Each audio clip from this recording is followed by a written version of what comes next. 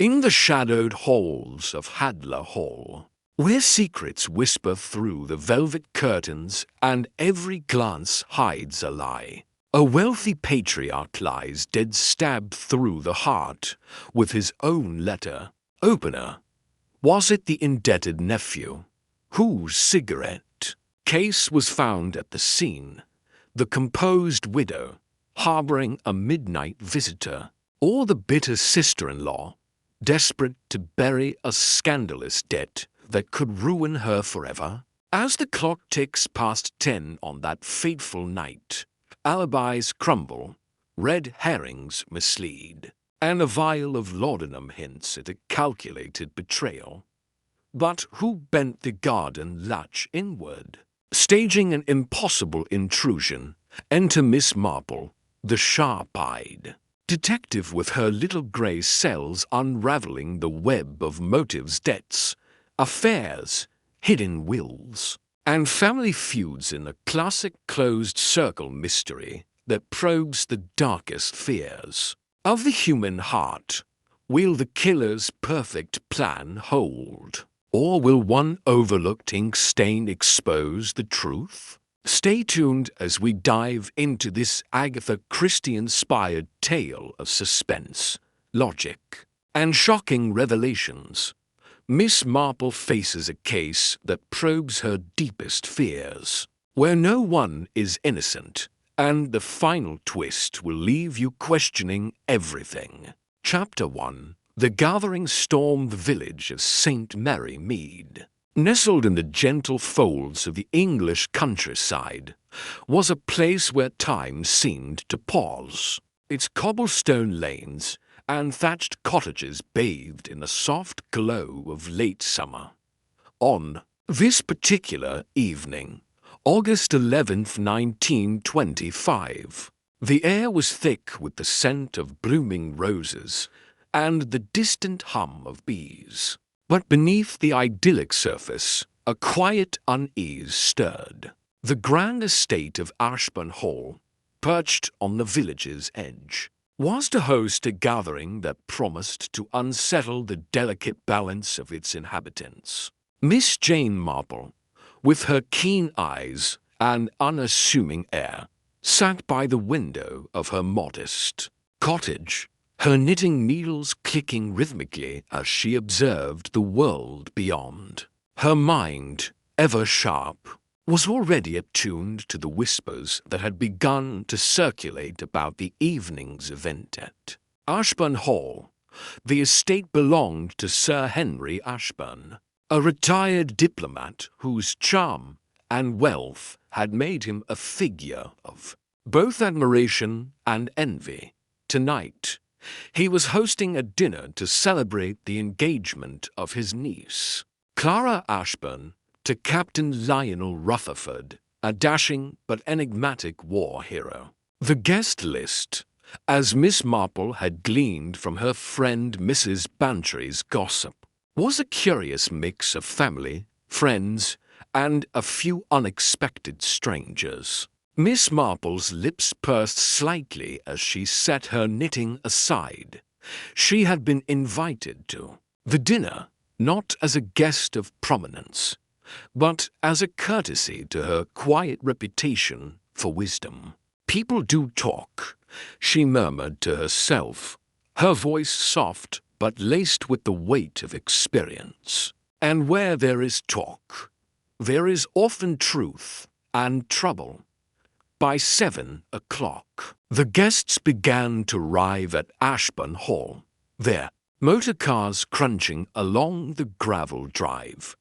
The hall itself was a vision of Georgian elegance, its ivy-clad walls glowing under the golden light of chandeliers.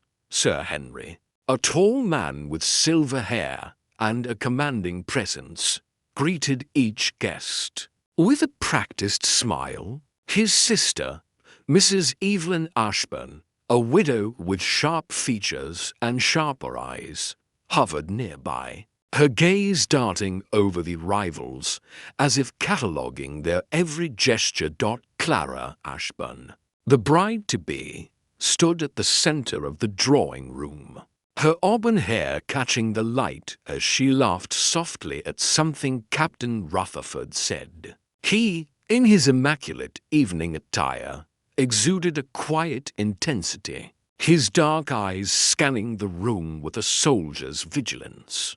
Among the other guests were Dr. Arthur Langley, the village physician, whose nervous fidgeting belied his usual calm demeanor, Miss Violet Harrow, a spinster with a penchant for gossip and a surprising knowledge of botany, and Mr. Reginald Thorne, a solicitor from London with a sly smile and a reputation for handling delicate financial matters. The final guest, a stranger to most, was Madame Celeste Dubois, a Frenchwoman of striking beauty and ambiguous origins, introduced as a friend of Sir Henry's from his diplomatic days.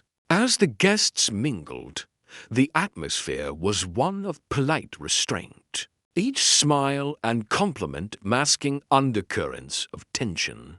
Miss Marple, seated quietly in a corner with her sherry, observed the subtle exchanges, the way Mrs. Ashburn's fingers tightened around her glass. When Madame Dubois spoke, the fleeting frown on Dr. Langley's face as he glanced at Captain Rutherford, and the way Mr. Thorne's eyes lingered on Clara's engagement ring, a sapphire of remarkable size.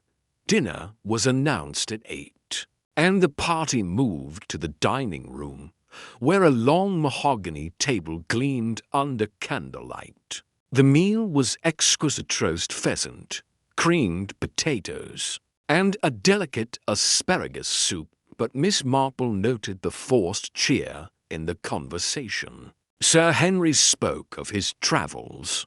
Madame Dubois shared anecdotes of Paris, and Clara blushed prettily as Captain Rutherford toasted their future.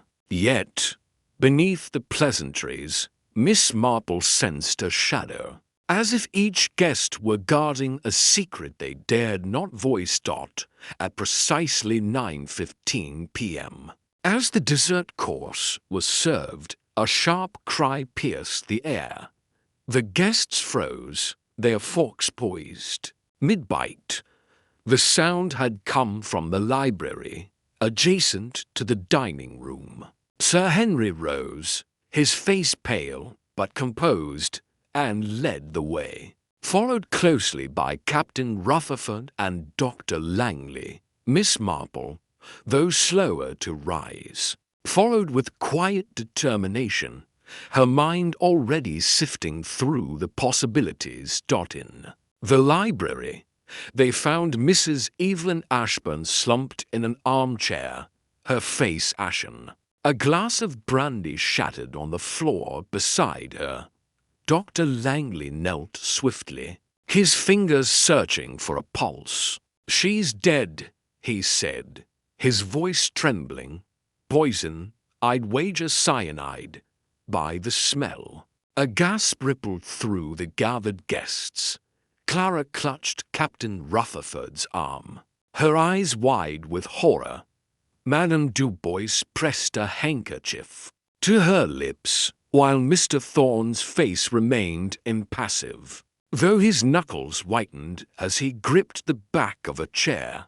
Miss Violet Harrow let out a faint sob, muttering something about dreadful omens. Miss Marple stood at the edge of the scene, her eyes darting from the body to the room's details, the open window, the half-empty decanter of brandy on the sideboard, the faint smudge of lipstick on the rim of the shattered glass. She said nothing, but her mind was already at work, piecing together the fragments of what she had seen and heard. Sir Henry, his voice steady despite the shock, declared, "No one is to leave this house until the police arrive. This is a matter for investigation." He turned to Miss Marple, a flicker of recognition in his eyes. "Miss Marple, you have a reputation for insight. Will you assist us until the authorities arrive?" Miss Marple inclined her head, her expression serene, but her eyes alight with purpose.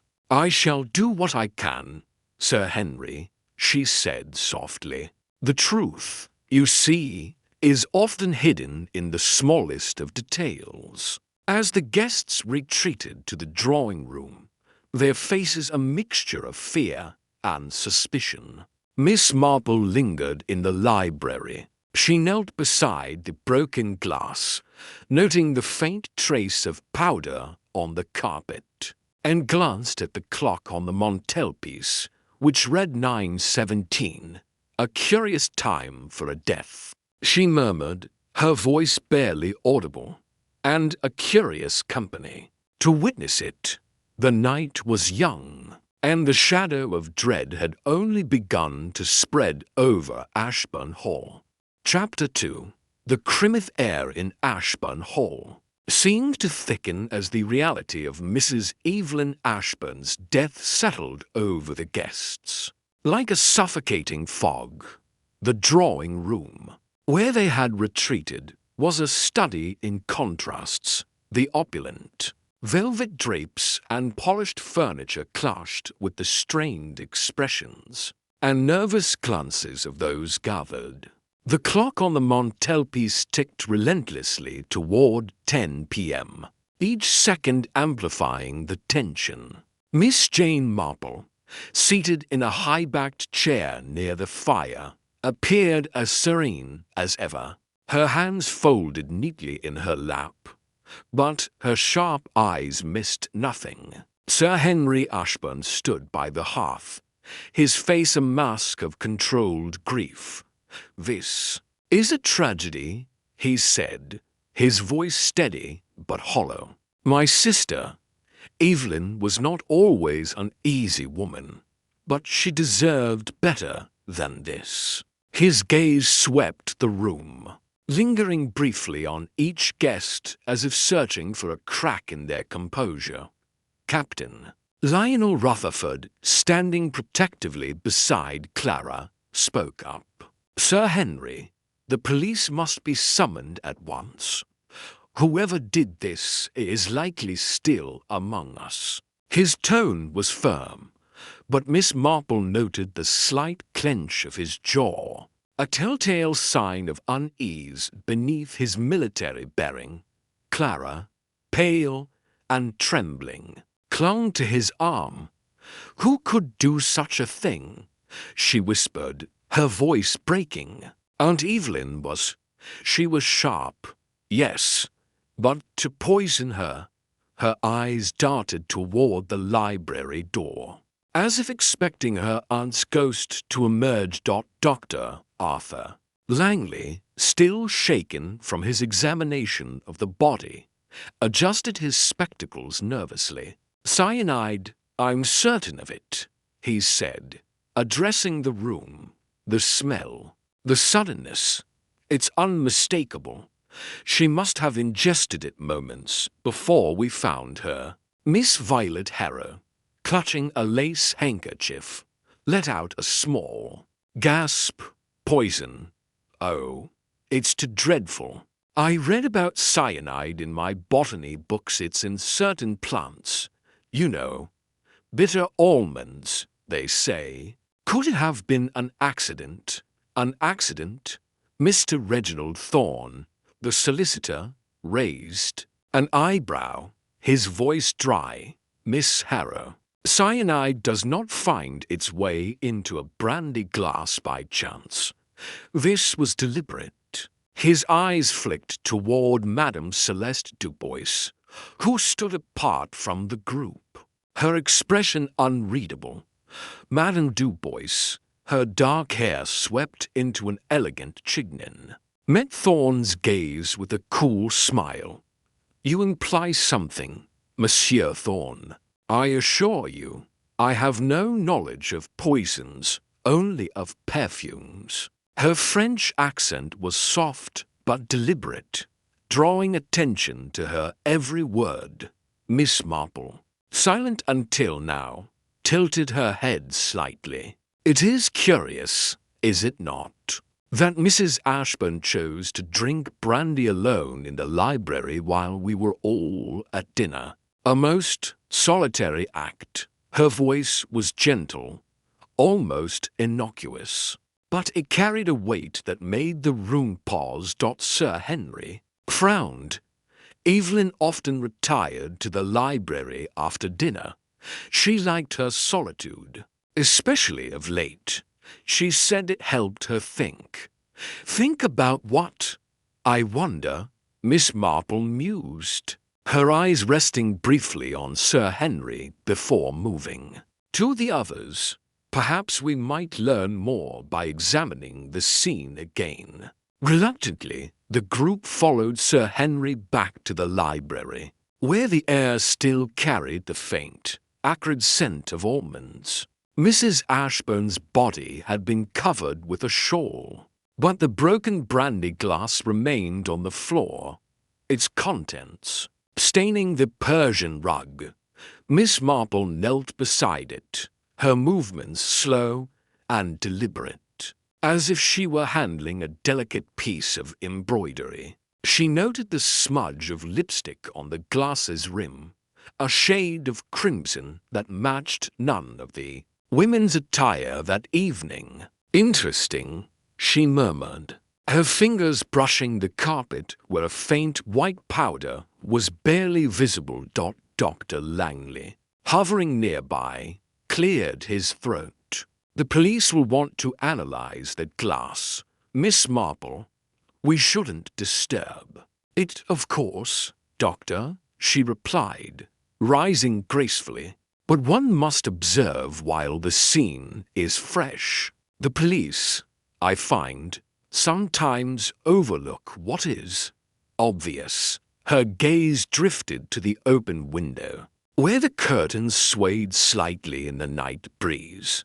Was this window open during dinner? She asked. Sir Henry hesitated. I believe so. It was a warm evening, and Evelyn often complained of stuffiness. Miss Marple nodded, her expression unreadable. She moved to the sideboard, where the brandy decanter stood, its stopper slightly askew. And this decanter, was it used by anyone else tonight? Clara shook her head. No. Aunt Evelyn was particular about her brandy. She kept a special bottle. One, she said, was a gift from Uncle Henry's travels. A gift. Miss Marple's eyes gleamed with interest. From where, Sir Henry? Constantinople, I believe, he replied, his voice tight. A diplomatic acquaintance sent it some years ago. Evelyn was fond of it. Madame Du Bois interjected, her tone light but pointed. A gift from the East? How exotic. One must be careful with such things. Gifts can hide many secrets. Miss Marple's lips twitched in what might have been a smile. Indeed, madam, secrets are often hidden in plain sight. As the group returned to the drawing room, Captain Rutherford took charge, insisting that everyone remain until the police could be summoned. The village constable, a stout man named Sergeant Trotter, arrived shortly after 10:30 p.m., his notebook in hand and his manner flustered. A murder, you say? In Ashburn Hall? This is most irregular, he muttered, scribbling furiously. As Sir Henry recounted the evening's events, Miss Marple, standing quietly by the window, listened as each guest provided their account of the evening. Dr. Langley had been discussing medical journals with Sir Henry during dessert. Clara and Captain Rutherford had been inseparable, their heads bent together in quiet conversation.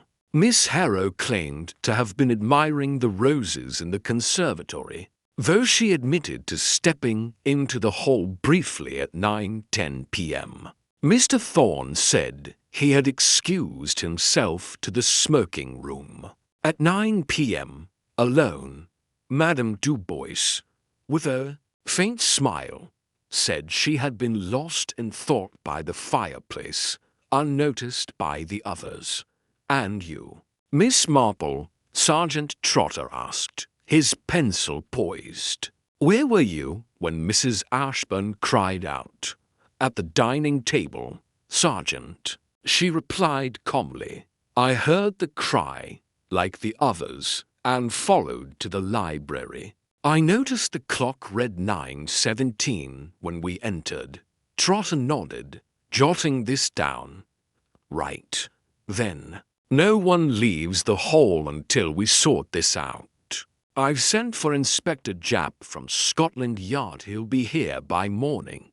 As the guests dispersed to their rooms, under Trotter's watchful eye, Miss Marple remained in the drawing room, her mind turning over the details. The lipstick on the glass, the open window, the powder on the carpet, the brandy from Constantinople. These were not mere fragments, but threads in a tapestry. She was only beginning to weave.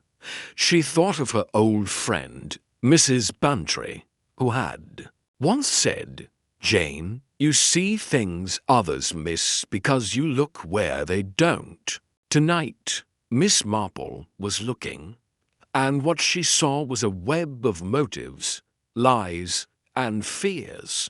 She glanced at the clock, 11:15 p.m., and murmured to herself, "The hour grows late." But the truth does not sleep.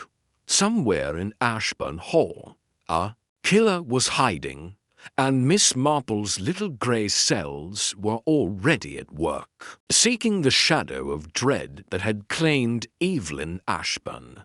Chapter 3. The Aravolf morning sun cast a pale, reluctant light over Ashburn Hall, as if unwilling to illuminate the grim events of the previous night. By 8 a.m. on August 12th, 1925, the household was stirring, though the air remained heavy with unease. The servants moved quietly, their whispered conversations hushed by the presence of Sergeant Trotter, who had spent the night stationed in the hall's foyer, his notebook now filled with scribbled observations. Miss Jane Marple, having retired to a guest room at Sir Henry's insistence, rose early, her mind as sharp as the dawn. She dressed in her usual understated manner, a grey wool skirt and a lavender blouse, her white hair neatly pinned, and descended to the drawing room, where a modest breakfast had been laid out. The guests, bleary-eyed and subdued, gathered around the table, their appetites diminished by the shadow of Evelyn Ashburn's death. Clara, her eyes red from crying, sat beside Captain Rutherford, who maintained a stoic silence. Sir Henry, at the head of the table, sipped his coffee with a grim expression, while Dr. Langley fidgeted with his napkin, his nervous energy palpable. Miss Violet Harrow, clutching a cup of tea, murmured about the dreadful atmosphere, and Mr. Reginald Thorne, ever composed, spread marmalade on his toast with deliberate care. Madame Celeste Dubois, radiant despite the circumstances, entered last, her silk dress whispering as she took her seat. Miss Marple, seated near the window, observed the group with her characteristic calm. She noted the way Clara's hand trembled as she reached for her cup, the fleeting glance Captain Rutherford cast toward the library door, and the subtle tension in Sir Henry's shoulders. "A most unfortunate night," she remarked softly, breaking the silence. "But the morning brings clarity, does it not?" Before anyone could respond, the sound of tires on gravel announced the arrival of a motor car. Sergeant Trotter appeared at the door, his face flushed with relief. "Inspector Japp's here, sir," he said to Sir Henry, from Scotland Yard. "He's asked to see the scene at once." Sir Henry nodded, rising. "Very well. Let us meet him in the library." The group followed, Miss Marple trailing at a measured pace, her eyes scanning the hall's ornate details, the polished banisters, the portraits of stern-faced Ashburn ancestors, the faint scuff on the floor near the library door. She filed these observations away, her mind already weaving connections. Inspector Japp, a stocky man with a bristling mustache and a no-nonsense air, stood in the library, examining the scene with a practiced eye. The body of Mrs. Evelyn Ashburn had been removed to the village morgue, but the broken brandy glass, the decanter, and the faint powder on the carpet remained untouched, per Trotter's orders. Japp turned as the group entered, his gaze sharp but not unkind. "A nasty business, this," he said, his voice carrying the clipped authority of London. "Poison, I hear. Cyanide. Not a common choice in these parts." Miss Marple, standing quietly near the sideboard, inclined her head. "Indeed, Inspector, it is a choice that suggests both intent and knowledge. Cyanide is not easily come by, nor easily administered." Japp's eyes narrowed, appraising her. "Miss Marple, is it Sir Henry mentioned you've a knack for these things? I've heard of you solved that business at Gosford Manor, didn't you?" Miss Marple's lips curved in a modest smile. "I merely observe, Inspector. The truth often reveals itself to those who look closely." Japp grunted, turning back to the scene. "Well, let's have the facts. Mrs. Ashburn was found here at 9:17 p.m., dead from cyanide poisoning. Glass shattered, brandy spilled, window open. No one saw her enter the library, but everyone heard her cry out. That right?" Sir Henry nodded.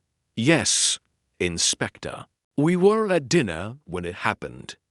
Evelyn must have slipped away unnoticed." "Unnoticed?" Japp raised an eyebrow. "In a house full of people, someone must have seen something." He glanced at the group, his eyes lingering on Madame Dubois, whose serene expression seemed to irritate him. "Madam, what were you doing at 9:15 last night?" Madame Dubois met his gaze coolly. "I was in the drawing-room, Inspector, as I told Sergeant Trotter. I was—" "How do you say?" "Reflecting. The fire was most soothing." "Reflecting," Japp repeated, his tone skeptical. "And you, Captain Rutherford?" Rutherford straightened, his voice steady. "I was with Clara at the dining table. We were discussing our engagement. I didn't leave her side." Clara nodded, her voice faint. "It's true, Inspector. Lionel was with me the entire time." Japp scribbled in his notebook, then turned to Miss Marple. "And you, Miss Marple, anything to add?" Miss Marple's eyes twinkled faintly. "Only that the library is a curious place for a solitary drink, Inspector. Mrs. Ashburn was not a woman who sought solitude without purpose. And the lipstick on the glass, did you notice it does not match the shade worn by any lady here last night?" Japp frowned, crouching beside the glass. "Lipstick? Didn't see that. Trotter, bag this for analysis." He straightened, looking at Miss Marple with renewed interest. "You've got sharp eyes. I'll give you that. Anything else?" Miss Marple hesitated, then said, "The window. Inspector. It was open, yet the night was warm, not cool. Why open a window unless to let something or someone in or out? Jap's mustache twitched. A point worth considering. Right, then. I'll need statements from everyone, and no one leaves the hall until I say so. Miss Marple, if you've any more observations, I'd be glad to hear them. As Jap began his interviews, Miss Marple slipped away to the garden, where the morning dew still clung to the roses. She walked slowly, her mind turning over the details: the lipstick, the powder, the open window, the brandy from Constantinople. She recalled a conversation with her nephew, Raymond, about poison cyanide. He had said could be distilled from certain plants, though it required skill. Miss Harrow's mention of botany came to mind, as did Madame Du Bois's cryptic remark about gifts hiding secrets. She paused by a rose bush, her fingers brushing the petals. People are like roses, she murmured, beautiful, but guarded by thorns, and thorns, when pressed, can draw blood. Returning to the hall, she found Jap questioning Mr. Thorne, whose smooth answers revealed little. I was in the smoking room, Inspector, Thorne said, his voice calm. I heard the cry and came at once. I saw nothing unusual. Miss Marple, standing in the doorway, noted the faint tremor in Thorne's left hand, a detail he quickly concealed by clasping his hands together. Mr. Thorne, she said gently, you are a solicitor, are you not? You must handle many delicate matters, Wills. Perhaps. Thorne's smile was tight. Indeed. Miss Marple. But I assure you, my business here was purely social. Of course, she replied, her tone mild but her eyes piercing. She turned to Jap. Inspector, might I suggest examining the decanter, if the brandy was a gift, as Sir Henry said? Its contents may hold surprises. Jap nodded, his respect for her growing. Good thinking. Trotter, get that decanter to the lab with the glass, and check the window for prints. As the morning wore on, Miss Marple retreated to a quiet corner of the drawing room, her knitting in hand. The click of her needles was a steady rhythm, grounding her thoughts. She knew the truth lay in the details, the inconsistencies, the hidden motives, the fears that drove people to act. Evelyn Ashburn's death was no accident, and the killer was among them, their mask of civility intact but fragile. She glanced at the clock, 10:45 a.m., and murmured, the little grey cells, they work best in the quiet. And this house, it is far from quiet. To be continued. Chapter 4. The questions begin. Morning sun filtered through the heavy velvet curtains of Hadler Hall's drawing room, casting long, golden stripes across the polished parquet floor. The air was thick with the scent of old wood, beeswax, and the faint, lingering trace of last night's tragedy. Miss Marple sat in a high-backed armchair, her small, neat figure dwarfed by the grandeur of the room. Her hands were folded primly in her lap, her knitting bag at her feet. But her sharp eyes darted from face to face, taking in every flicker of expression, every nervous gesture. Captain Hastings stood by the fireplace, his notebook open, scribbling notes as Miss Marple began her interviews. The suspects, those who had dined at Hadler Hall the previous evening, were gathered, their faces a mixture of grief, suspicion, and barely concealed unease. Inspector Japp, his bowler hat perched on the sideboard, paced near the French windows, his impatience palpable. "Miss Marple," he said, his voice gruff, "I've got my men combing the grounds, but I'll wager the answer's right here in this room. Someone's not telling the truth about last night." Miss Marple inclined her head, her expression serene, but her eyes glinting with quiet determination. "Indeed, Inspector," she said softly, her voice carrying the precise, melodic cadence of her Belgian heritage. "The truth is always in the details, is it not?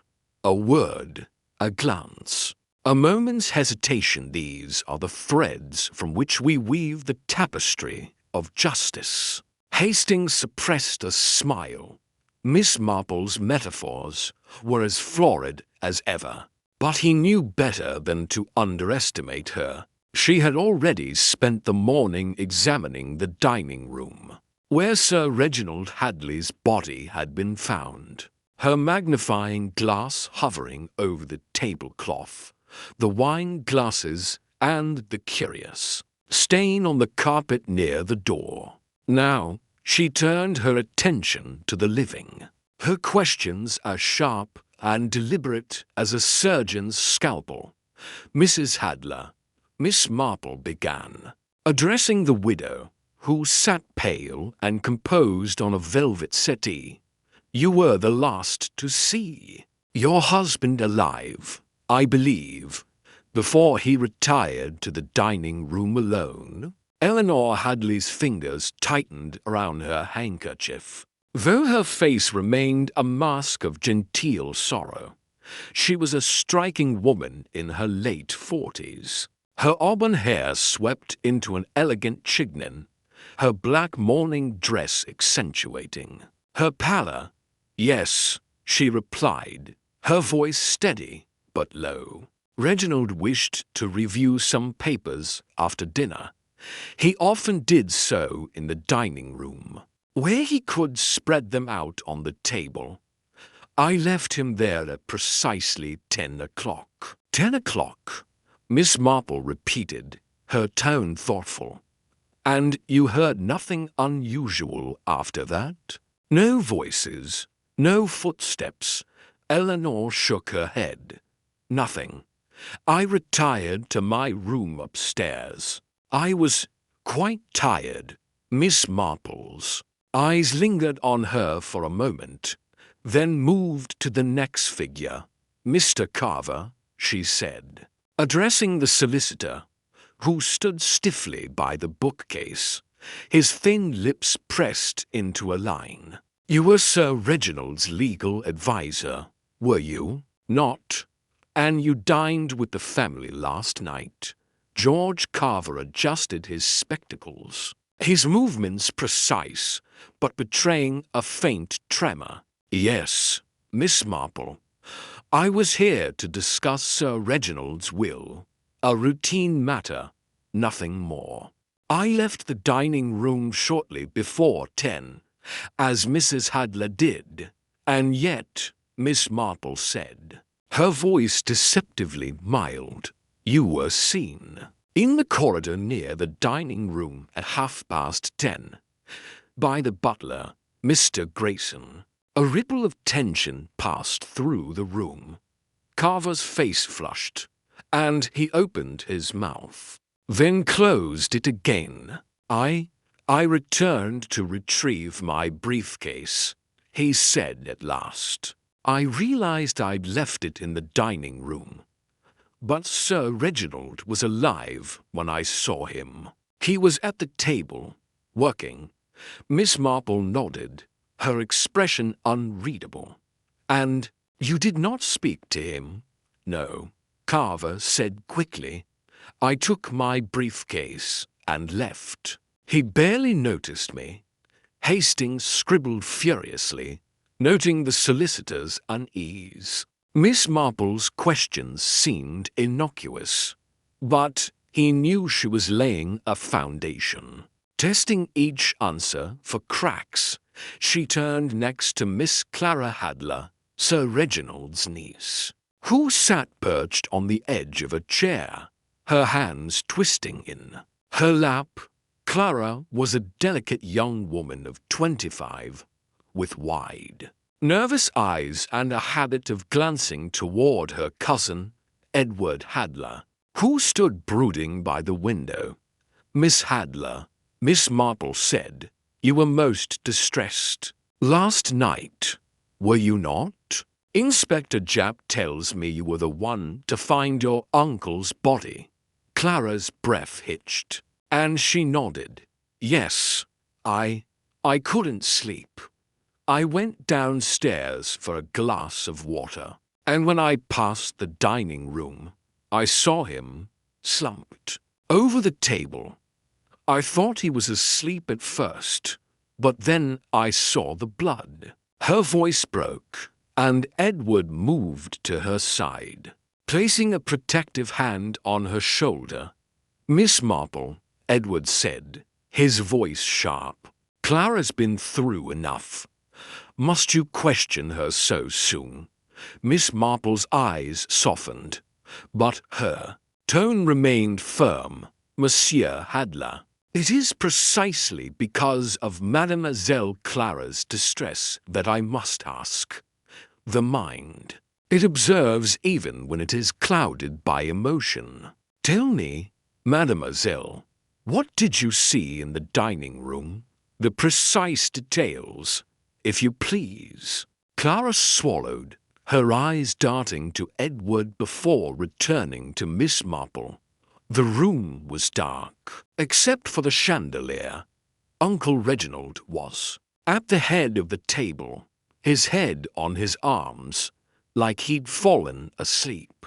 There was a glass of wine spilled, and the knife. She shuddered. It was in his back. "And the papers he was working on," Miss Marple pressed. "Were they still on the table?" Clara frowned, as if the question surprised her. I don't know. I didn't notice. I was so shocked." Miss Marple nodded, her fingers tapping lightly on the arm of her chair. "And you, Monsieur Edward? Where were you at 10:30? Edward's jaw tightened. "In my room. I retired early. I had no reason to be downstairs yet." Miss Marple said, "The maid, Sally, mentioned seeing you in the garden at 10:15, smoking a cigarette." Edward's eyes narrowed, but he recovered quickly. "I stepped out for some air. Is that a crime?" "Not at all," Miss Marple said, her smile serene. "But it is curious, is it not, that so many were abroad in the house at such a late hour?" The room fell silent, the weight of her words settling over the suspects. Inspector Japp cleared his throat, breaking the tension. "Miss Marple, we've got the coroner's report. Sir Reginald was stabbed between 10 and 11 last night. The wound was precise straight to the heart. Whoever did it knew what they were doing." Miss Marple's eyes gleamed. "A precise wound, you say? Most interesting.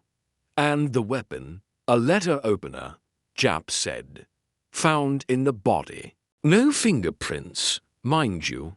Wiped clean, of course." Miss Marple murmured, "The murderer, he is meticulous, like myself. But even the most careful mind leaves a trace." She turned her attention to the final two suspects, Dr. Lawrence Perry, the family physician, and Mrs. Agnes Whitmore, Sir Reginald's sister-in-law. Dr. Perry, a man in his 50s with a perpetually furrowed brow, sat with his arms crossed, his medical bag at his feet.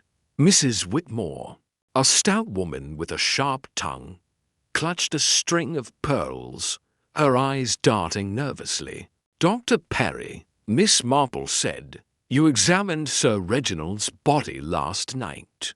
Did you notice anything unusual beyond the wound?" Perry hesitated, then shook his head. It was a clean strike. Death was instantaneous. "I saw nothing else out of the ordinary." "And you, Madam Whitmore?" Miss Marple asked. "You were heard arguing with Sir Reginald earlier in the evening. A matter of money, I believe?" Mrs. Whitmore's cheeks flushed. "That was a private matter.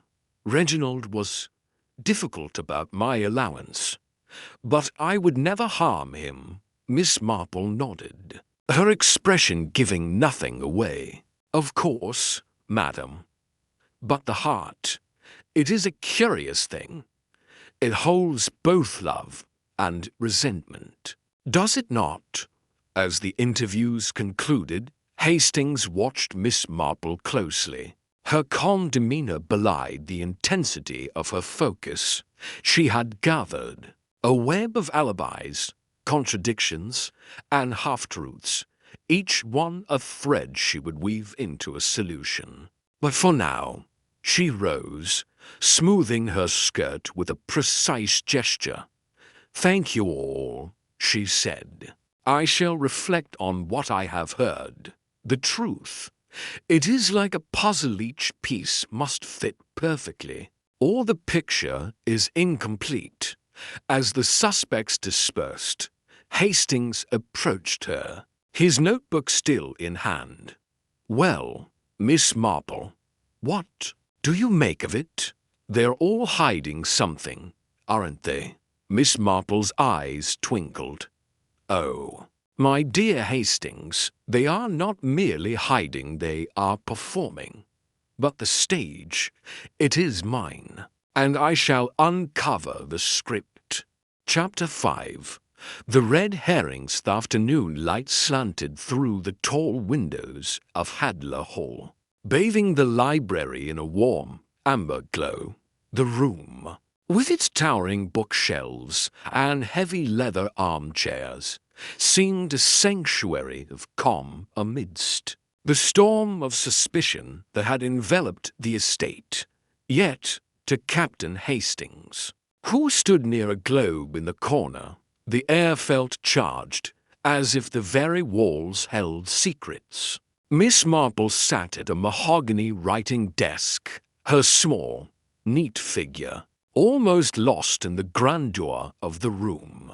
Before her lay a notebook, its pages filled with her precise, looping handwriting, and beside it, a single object, a silver cigarette case, engraved with the initials E.H., Edward Hadley's.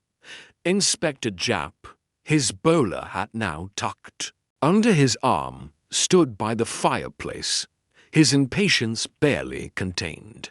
"Miss Marple," he said, his voice tinged with frustration, "we've got a prime suspect in young Edward. That cigarette case was found in the dining room, not 10 feet from Sir Reginald's body, and the maid's testimony puts him in the garden at 10:15, when he claimed to be in his room. It's as good as a confession."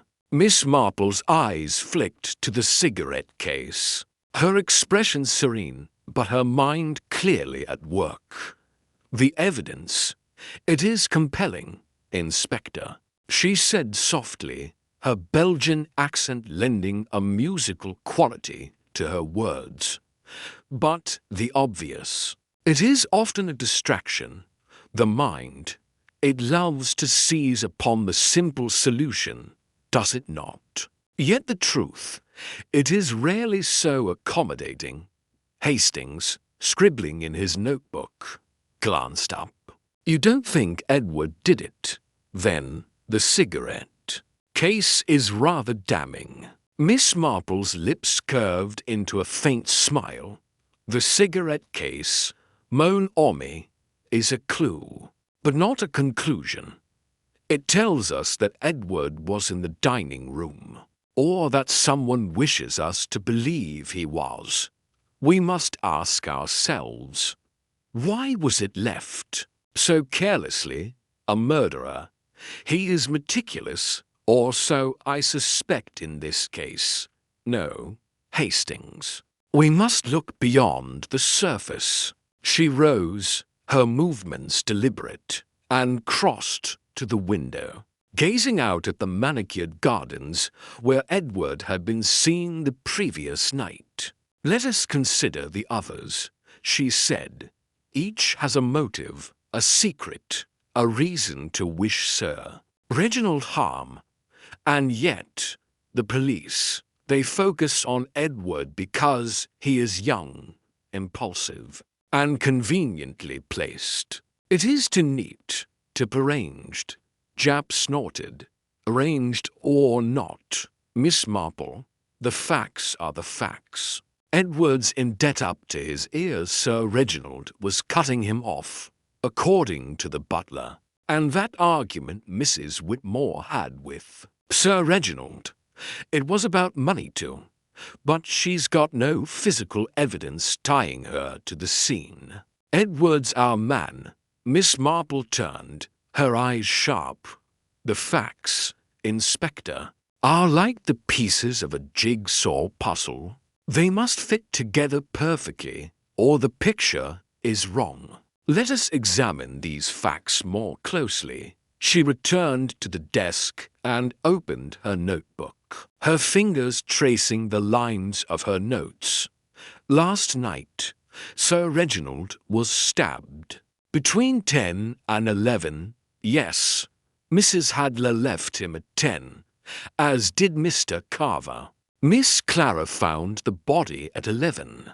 Edward was seen in the garden at 10:15, and Mr. Carver returned to the dining room at 10:30 to retrieve his briefcase. Dr. Perry and Mrs. Whitmore claimed to have been in their rooms. Yet no one can confirm their alibis. Is this not curious? Hastings frowned, flipping back through his own notes. You're saying the timeline doesn't add up? Precisely, Miss Marple said. The timeline, it is like a clock with a missing gear. It ticks, but it does not keep time. Let us consider Mr. Carver, for instance. He claims he returned for his briefcase, yet the butler, Mr. Grayson, saw him lingering in the corridor, not entering the dining room, and Mrs. Hadler her composure. It is almost too perfect, is it not? A widow should grieve, yet her eyes, they are dry. Jap rubbed his chin, his skepticism softening. You've got a point there, Miss Marple. But what about the cigarette case? It's got Edward's initials, and he admitted to smoking in the garden. Miss Marple's eyes gleamed. The cigarette case. It is a red herring, Inspector. It draws the eye, but it does not explain the wound, the spilled wine, or the missing papers. Sir Reginald was working on something important, was he not? Yet, no papers were found on the table when Miss Clara discovered the body.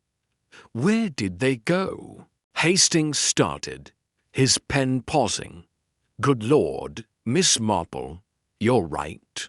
Clara didn't mention any papers, and neither did the police report. Do you think the murderer took them?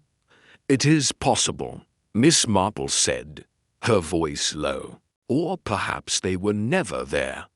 We must ask ourselves, what was Sir Reginald working on that was worth his life? She turned her attention to the cigarette case, lifting it with a delicate touch. This, she said, is a fine piece, engraved with care. Edward is a young man of means, yet he is careless with his possessions. Curious, is it not, that such a valuable item was left behind? Jap frowned. You think someone planted it. Miss Marple did not answer directly. Instead, she said, "Let us speak to the maid, Sally." Once more, her testimony. It is pivotal. The maid, Sally, was summoned to the library. She was a slight girl, no more than 20, with a nervous habit of smoothing her apron. Her eyes darted between Miss Marple and Jap, her hands twisting together. "Sally," Miss Marple said gently, "you told Inspector Jap you saw Mr. Edward in the garden at 10:15. Can you describe exactly what you saw?" Sally swallowed, her cheeks flushing. "I was closing the curtains in the upstairs hall, ma'am. I saw Mr. Edward by the rose garden, smoking a cigarette. He was pacing like he was upset." "And you are certain of the time?" Miss Marple pressed. "Yes, ma'am. The hall clock struck 10 just as I was finishing the windows. It wasn't more than a minute or two later." Miss Marple nodded, her expression thoughtful. "And did you see anyone else? In the house, perhaps? Or near the dining room?" Sally hesitated, her eyes flickering to the floor. I saw Mr. Carver, ma'am, in the corridor, like I told the inspector. He was standing near the dining room door, but he didn't go in. He just stood there, looking nervous." Miss Marple's eyes narrowed slightly. "And Mrs. Hadler? Did you see her after she left the dining room at 10? "No, ma'am," Sally said. "She went straight to her room, far as I know." "Thank you, Sally," Miss Marple said, dismissing her with a nod. As the maid left, Miss Marple turned to Jap and Hastings. "You see, my friends, the net tightens, but it is not yet closed. The cigarette case, it points to Edward. But the missing papers, they point elsewhere. And Mr. Carver's behavior, it is most peculiar." Jap crossed his arms. "So you're saying Edward's not our man? Then who's your bet, Miss Marple?" Miss Marple's smile was enigmatic. "I do not bet, Inspector. I observe. And what I observe is that someone in this house is playing a very clever game. But they have not reckoned with Miss Marple." Hastings watched her, a familiar thrill running through him. Miss Marple was in her element, her little grey cells, working at full speed. The cigarette case, the missing papers, the alibis that didn't quite align. She was weaving a web, and soon, he knew, the truth would be caught in it. As the afternoon waned, Miss Marple requested a tour of the dining room once more. "The scene of the crime," she said. "It speaks when we listen. Let us see what it has to say." Chapter 6. A clue in detail. Dining room of Hadler Hall was a study in opulence, its long mahogany table gleaming under the soft glow of the chandelier. The heavy drapes were drawn back, allowing the late afternoon sun to spill across the room, illuminating the intricate patterns of the Persian rug and the delicate china still set out from the fateful dinner. Miss Marple stood at the head of the table, where Sir Reginald Hadler had been found, her small, neat figure a stark contrast to the grandeur around her. Her eyes, sharp and unyielding, scanned every detail: the position of the chairs, the angle of the spilled wine glass, the faint stain on the carpet near the door. Captain Hastings stood nearby, his notebook open, while Inspector Jap hovered by the sideboard, his impatience tempered by curiosity. "Miss Marple," Jap said, gesturing to the table, We've been over this room a dozen times. The letter opener was the weapon. Wiped clean. The wine glass was spilled. But there's no poison in it, coroner's certain of that. What are you looking for? Miss Marple's lips curved into a faint, enigmatic smile. The truth, Inspector, is in the small things, the things we overlook. Because they seem unimportant. A gesture, a shadow, a misplaced object, these are the whispers of the crime. She knelt, her movements deliberate, and examined the carpet near the door, her magnifying glass glinting in the sunlight. This stain, for instance. It is curious, is it not? Hastings peered over her shoulder. The stain was small, barely noticeable, a faint brownish mark on the edge of the rug. Looks like someone spilled something, he said. Wine, perhaps? Miss Marple shook her head. Not wine, mon ami. The wine from Sir Reginald's glass is red, and this stain. It is darker, more viscous. I suspect it is ink. Jab raised an eyebrow. Ink? What's that got to do with anything? Miss Marple rose, smoothing her skirt with a precise gesture. Everything, Inspector, has to do with something. Sir Reginald was working on papers. Yes? Yet none were found on the table when Miss Clara discovered the body. If he was writing, as Mrs. Hadler claims, where is the ink pot? Where is the pen? Hastings flipped through his notebook, his brow furrowing. You're right, Miss Marple.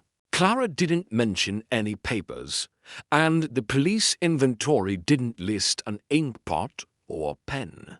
But surely the murderer could have taken them, perhaps, Miss Marple said, her voice soft but firm. But the stain, it suggests haste, a drop of ink spilled in a moment of carelessness, perhaps as the murderer gathered the papers. And yet, the letter opener was wiped clean, a meticulous killer, but one who overlooks a small detail. Most interesting. She moved to the table, her eyes lingering on the chair where Sir Reginald had sat. The position of the body, too. It tells the story. He was slumped forward, his head on his arms, as if he were working when he was struck. The wound, it was precise, straight to the heart. The killer stood behind him, close enough to strike without struggle. This suggests trust, does it not? Sir Reginald did not turn, did not rise. He knew his attacker. Jab rubbed his chin, his skepticism softening. You're saying it was someone he was comfortable with. That narrows it down to the family. Maybe Carver. Miss Marple's eyes gleamed. Or someone who could approach without suspicion. Let us consider the wine glass. It was spilled, but not knocked over. The liquid spread across the table. Yet the cloth beneath Sir Reginald's arms was dry. This is a contradiction, is it? Not. Hastings frowned, trying to follow her logic. You mean the spill happened after he was killed? Precisely, Miss Marple said. If Sir Reginald had spilled the wine in a struggle, the glass would have fallen, or the wine would have stained his sleeves. But the glass stands upright, the spill contained. Someone staged the scene, perhaps to suggest a moment of chaos. That did not occur. Jab let out a low whistle. You've got an eye for detail, Miss Marple. So you think the murderer tampered with the scene to throw us off? Miss Marple nodded. The mind of the killer, it is clever, but not infallible. They wish us to see what they have arranged. The cigarette case. The spilled wine, but they cannot erase the truth entirely. The ink stain, the missing papers, the position of the body, these are the clues that speak. She turned her attention to the sideboard, where a silver tray held a decanter and several glasses. "And this," she said, lifting a small, empty vial that had been tucked behind the decanter. "This is most curious. It was not listed in the police inventory, I presume." Jap's eyes widened. "No, it wasn't. Where did you find that?" Miss Marple held the vial to the light, revealing a faint residue inside. It was hidden, but not well. A careless oversight, perhaps. The vial. It smells faintly of laudanum. Not enough to kill, but enough to dull the senses, perhaps. Hastings gasped. "You think Sir Reginald was drugged before he was killed?" "It is possible," Miss Marple said. "The coroner found no poison, but laudanum in small doses might not be detected. It would explain why Sir Reginald did not struggle, why he sat so calmly as the knife was raised." Jap took the vial, his expression grim.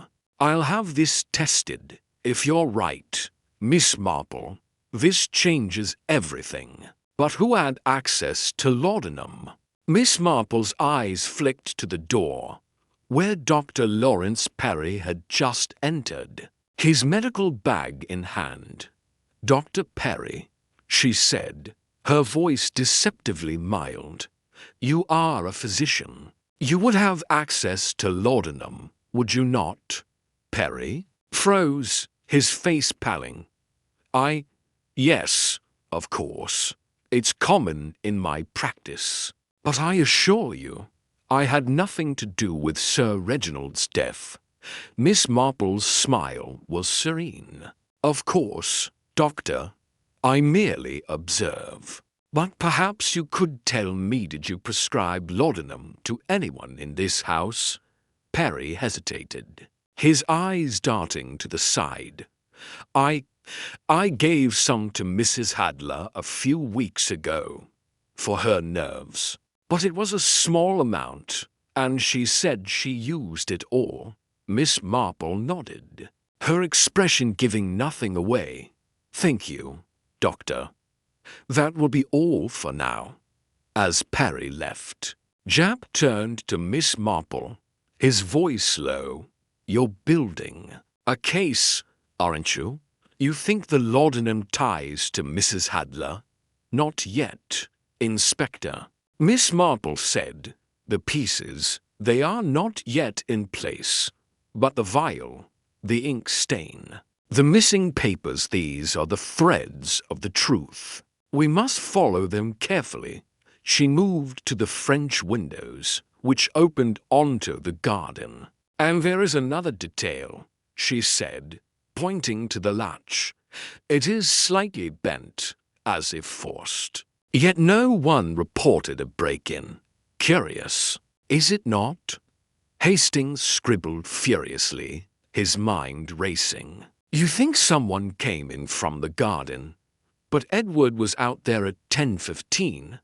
"Indeed," Miss Marple said. "And yet, the latch suggests an entry, not an exit.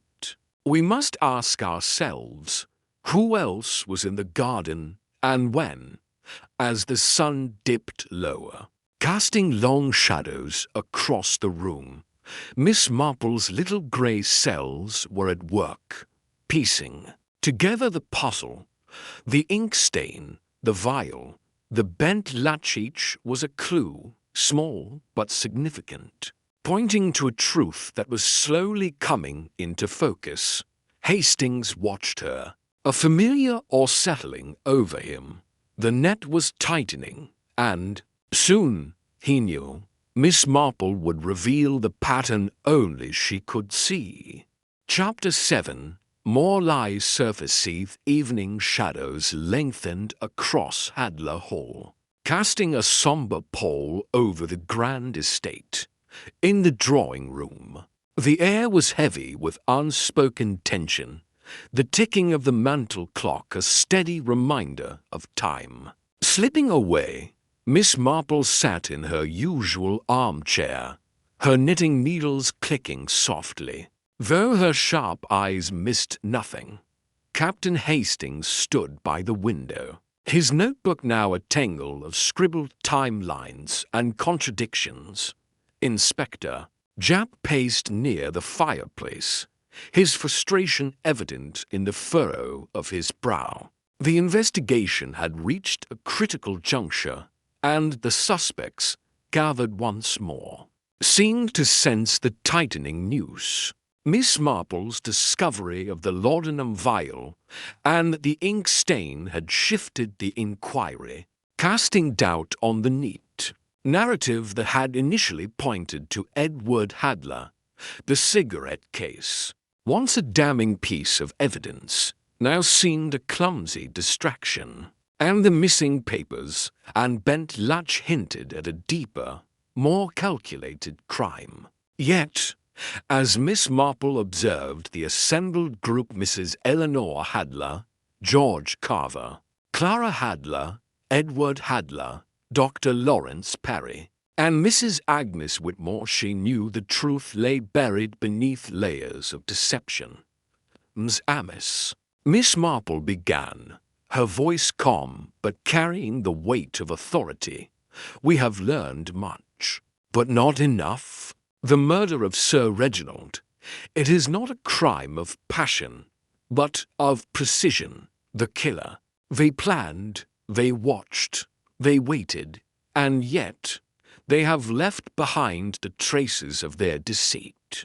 Let us uncover these lies, one by one. Her gaze settled on Mrs. Hadler, whose composed demeanor seemed to falter under the scrutiny. Madam Hadler, Miss Marple said, you told us you retired to your room at 10 o'clock, after leaving your husband in the dining room. Yet the maid, Sally, mentioned hearing voices in your room later that evening to voices. One of them a man's. Can you explain this? A ripple of unease passed through the room. Eleanor's fingers tightened around her handkerchief, her pale face betraying a flicker of alarm. I don't know what you mean, she said, her voice steady but strained. I was alone.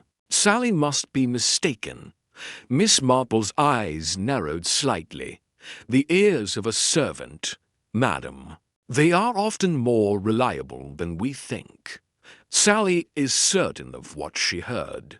Perhaps you had a visitor? Someone who wished to discuss a private matter.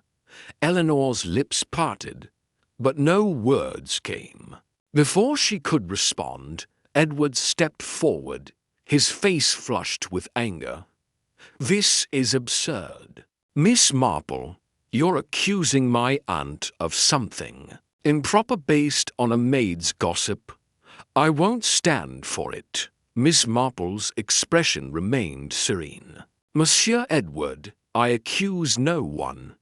I merely seek the truth, and the truth. It is like a mirror, it reflects what we wish to hide. If Madame Hadler had a visitor, it is important we know who. Clara, sitting beside her cousin, clutched his arm, her wide eyes darting between Miss Marple and Eleanor. Please, she said softly. Aunt Eleanor wouldn't, she couldn't, have done anything wrong. Miss Marple turned to Clara, her tone gentle but probing. Mademoiselle Clara, you are protective of your aunt, and that is commendable. But you, too, have not told us everything. When you found your uncle's body, you said the room was dark, except for the chandelier. Yet the butler, Mr. Grayson, insists the chandelier was not lit when he entered moments after you. How do you explain this? Clara's breath caught, and her hands twisted in her lap. I must have been mistaken. It was so shocking. Finding him like that. Perhaps it was a lump, or the moonlight. Miss Marple's smile was kind but unyielding. The moonlight, it does not illuminate a room so brightly, mademoiselle. And the lumps, they were all accounted for, unlit. The chandelier, it is a significant detail, is it not? It suggests someone was in the room before you, someone who needed light to do their work. The room fell silent, the weight of her words settling over the suspects. Jap, sensing the tension, stepped forward. Miss Marple, are you saying Clara's lying about the chandelier, or that someone else was there? I say only that the truth is inconsistent, Miss Marple replied, and inconsistencies, they are the cracks through which the light of truth shines. Her attention shifted to George Carver, the solicitor, who stood rigidly by the bookcase, his spectacles glinting in the firelight. Monsieur Carver, she said, you have been most reticent about your movements. You returned to the dining room at 10:30, you say, to retrieve your briefcase. Yet the butler saw you lingering in the corridor, not entering the room. And now, we learn from the housekeeper that your briefcase was not in the dining room at all. It was found in the study this morning. How did you account for this? Carver's face paled, and he adjusted his spectacles with a trembling hand. I must have been mistaken, he stammered. I was tired, confused. I thought I'd left it in the dining room, but perhaps I took it to the study earlier. Miss Marple's eyes gleamed. A mistake, monsieur, or a lie. The study. It is on the opposite side of the house. To go there, you would have passed the dining room, yet you did not enter. What were you doing in that corridor, so close to the scene of the crime? Carver opened his mouth, then closed it, his composure crumbling. I was checking on Sir Reginald. He seemed agitated during dinner, and I wanted to ensure he was all right, but I didn't go in. I swear it. Miss Marple nodded, her expression unreadable. And yet, you did not mention this concern before. Curious, is it not? The room seemed to close in, the suspects shifting uncomfortably under her gaze. Mrs. Whitmore, who had been silent until now, spoke up, her voice sharp. This is outrageous.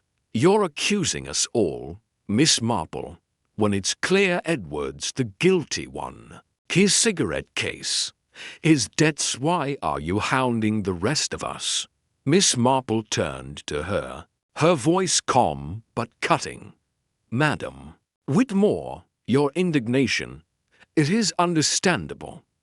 But your own argument with Sir Reginald, it was not merely about money, was it? The housekeeper overheard you mention a betrayal, a strong word. For a family matter, what was betrayed? Madam, Mrs. Whitmore's face flushed, and she clutched her pearls tightly. That was a misunderstanding. Reginald and I disagreed about many things. It was nothing more. Miss Marple's smile was enigmatic. Nothing, madam, or everything. The heart. It holds many secrets, and yours, I suspect, is heavy with them. Hastings watched, his pen flying across the page. The lies were unraveling, each suspect revealing a crack in their carefully constructed facade.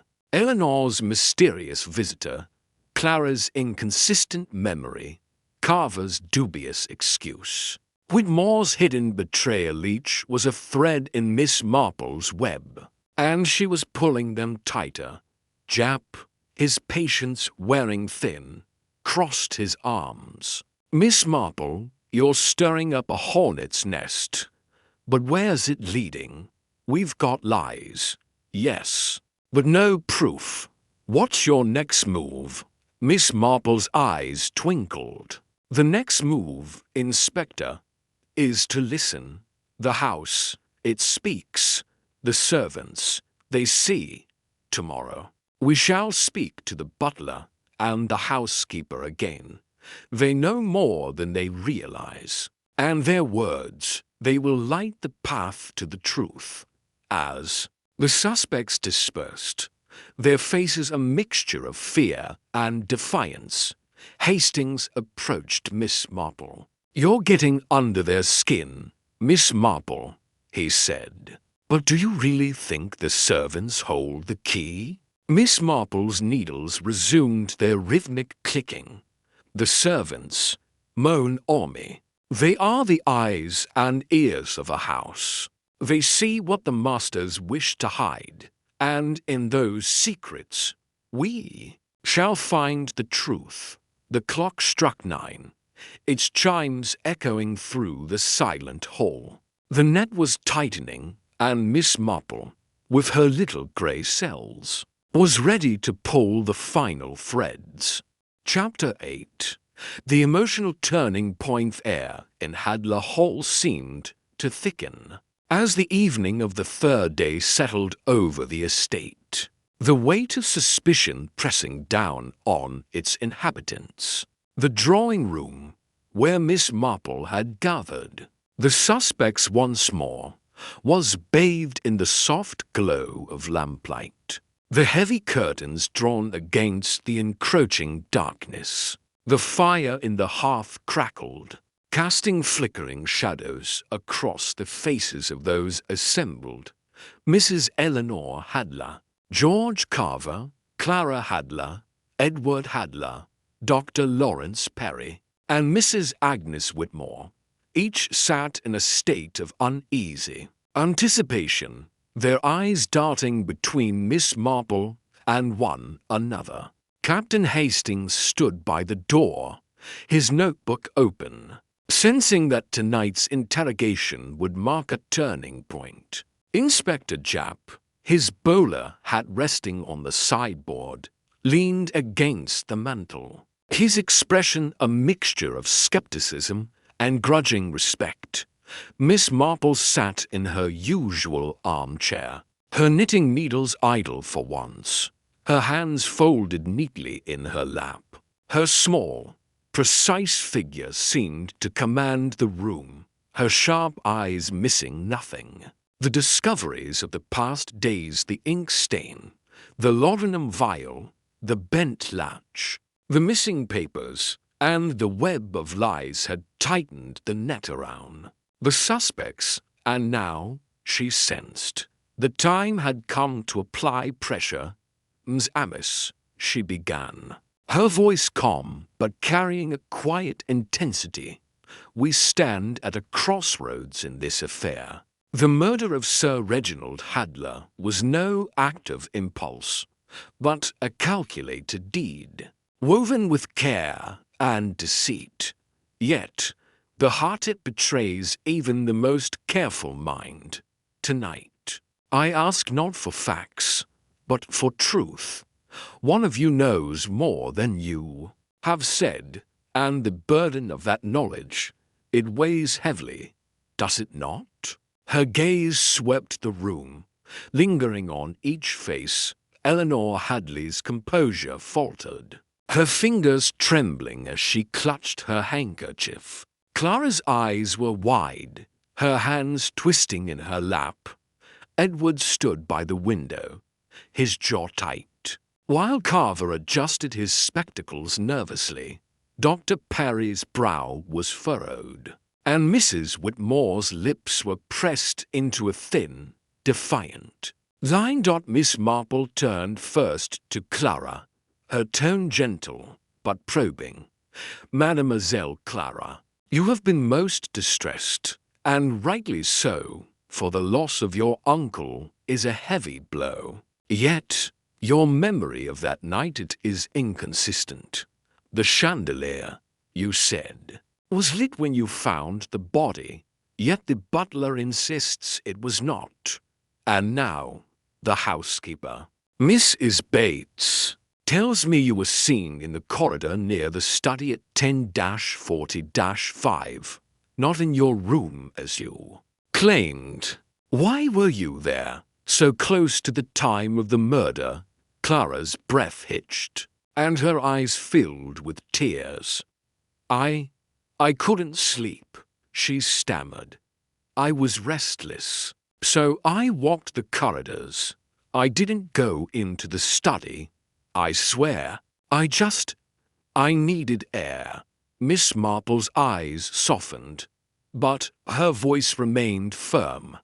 And yet, Mademoiselle, you did not mention this walk before. The study. It is where Mr. Carver's briefcase was found, not in the dining room as he claimed. Did you see something, perhaps? Something you fear to admit? Clara's hands shook, and she glanced at Edward, who stepped forward, his voice sharp. Miss Marple, leave her alone. Clara's done nothing wrong. She's terrified, can't you? See, Miss Marple's gaze shifted to Edward, her expression unreadable. Monsieur Edward, your loyalty to your cousin, it is admirable. But your own movements, they are equally unclear. The cigarette case, found in the dining room, suggests you were there, yet you insist you were in the garden. And now, Mrs. Bates tells me she heard you arguing with Sir Reginald earlier that evening, not about money. What about a letter? What was this letter, Monsieur? Edward's face paled, and he ran a hand through his hair. It was nothing. A family matter. My uncle was stubborn, that's all. We disagreed, but I didn't kill him. Miss Marple nodded, her eyes narrowing slightly. A letter, monsieur, is never nothing. Letters, they carry secrets, promises, betrayals. Was this letter among the papers Sir Reginald was working on? Papers that are now missing? Before Edward could respond, Eleanor Hadler rose, her voice trembling, but resolute. Enough, Miss Marple. You twist everything, turning us against each other. I won't have it, if you must know. I had a visitor that night. It was Dr. Perry. He came to check on me, as I was unwell. That's what Sally heard. The room fell silent, the revelation hanging like a storm cloud. Dr. Perry's face flushed, and he stood, his hands clenched. Mrs. Hadler, I meant no impropriety. You were distressed, and as your physician, I felt it my duty to ensure your well-being. Miss Marple's eyes gleamed. A duty, doctor? At 10:30, when you claimed to be in your room, and with laudanum in your bag, perhaps? The vial we found in the dining room, it could belong to you, could it not? Perry's jaw tightened. I told you. I gave laudanum to Mrs. Hadler weeks ago. I had none with me that night. You're grasping at straws. Miss Marple. Miss Marple's smile was serene. Not straws, doctor, but threads. And they weave a pattern. The laudanum, the ink stain, the missing papers, the bent latch, these are not accidents. Someone in this room knows their meaning, and the strain of silence. It is breaking them. At that moment, Mrs. Whitmore let out a choked sob, her hands flying to her face. Stop it, she cried, her voice raw with emotion. I can't bear it any longer. Yes, I argued with Reginald, and yes, it was about a betrayal. He knew something about me, something I begged him to keep secret. He threatened to tell everyone, to ruin me. But I didn't kill him. I swear. The room erupted in murmurs, the suspects exchanging shocked glances. Japp stepped forward, his eyes wide. Mrs. Whitmore, what was this secret? You'd better come clean, or it'll look worse for you. Mrs. Whitmore's shoulders shook, and she sank back into her chair, her voice barely a whisper. It was a debt, not just money, but a promise I made years ago. Reginald found out, and he was going to expose it. I begged him to reconsider, but he wouldn't listen. That's why we argued.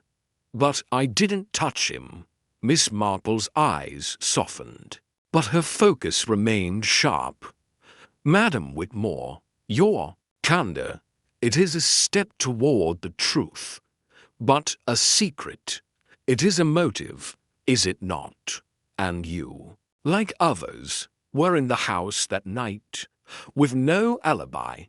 Mrs. Whitmore's tears flowed freely now, and Clara moved to comfort her, casting a pleading. Look at Miss Marple, please. She's told you everything. Can't you see how much this hurts her? Miss Marple nodded, her expression thoughtful. Pain, mademoiselle, it is a great revealer, but it is not enough. The truth, it lies in the details, the letter, the papers, the laudanum. Someone in this room knows where they are and why they matter. Hastings watched, his heart pounding. Mrs. Whitmore's breakdown was the crack Miss Marple had been waiting for. But he knew she was not done. The lies were unraveling, but the killer remained hidden, their mask still intact. He leaned toward her, whispering, Miss Marple, you've got them on edge. Do you know who it is? Miss Marple's eyes twinkled, but she shook her head. Not yet. Mon ami, the puzzle.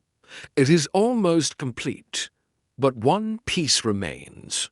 Tomorrow, we shall set a trap, and the truth, it will reveal itself as the suspects dispersed. Their faces a mixture of fear and exhaustion.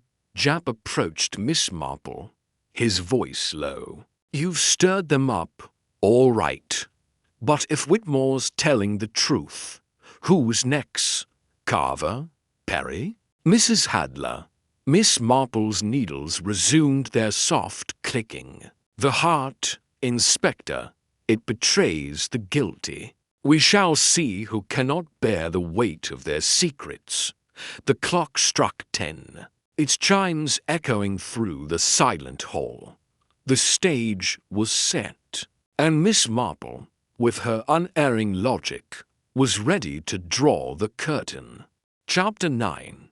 The trapped morning of the fourth day at Hadler Hall dawned with a heavy mist, cloaking the estate in an ethereal veil that seemed to mirror the fog of deceit within its walls. The drawing room, where Miss Marple had summoned the suspects once more, was bathed in muted light, the mist pressing against the tall windows like an uninvited guest.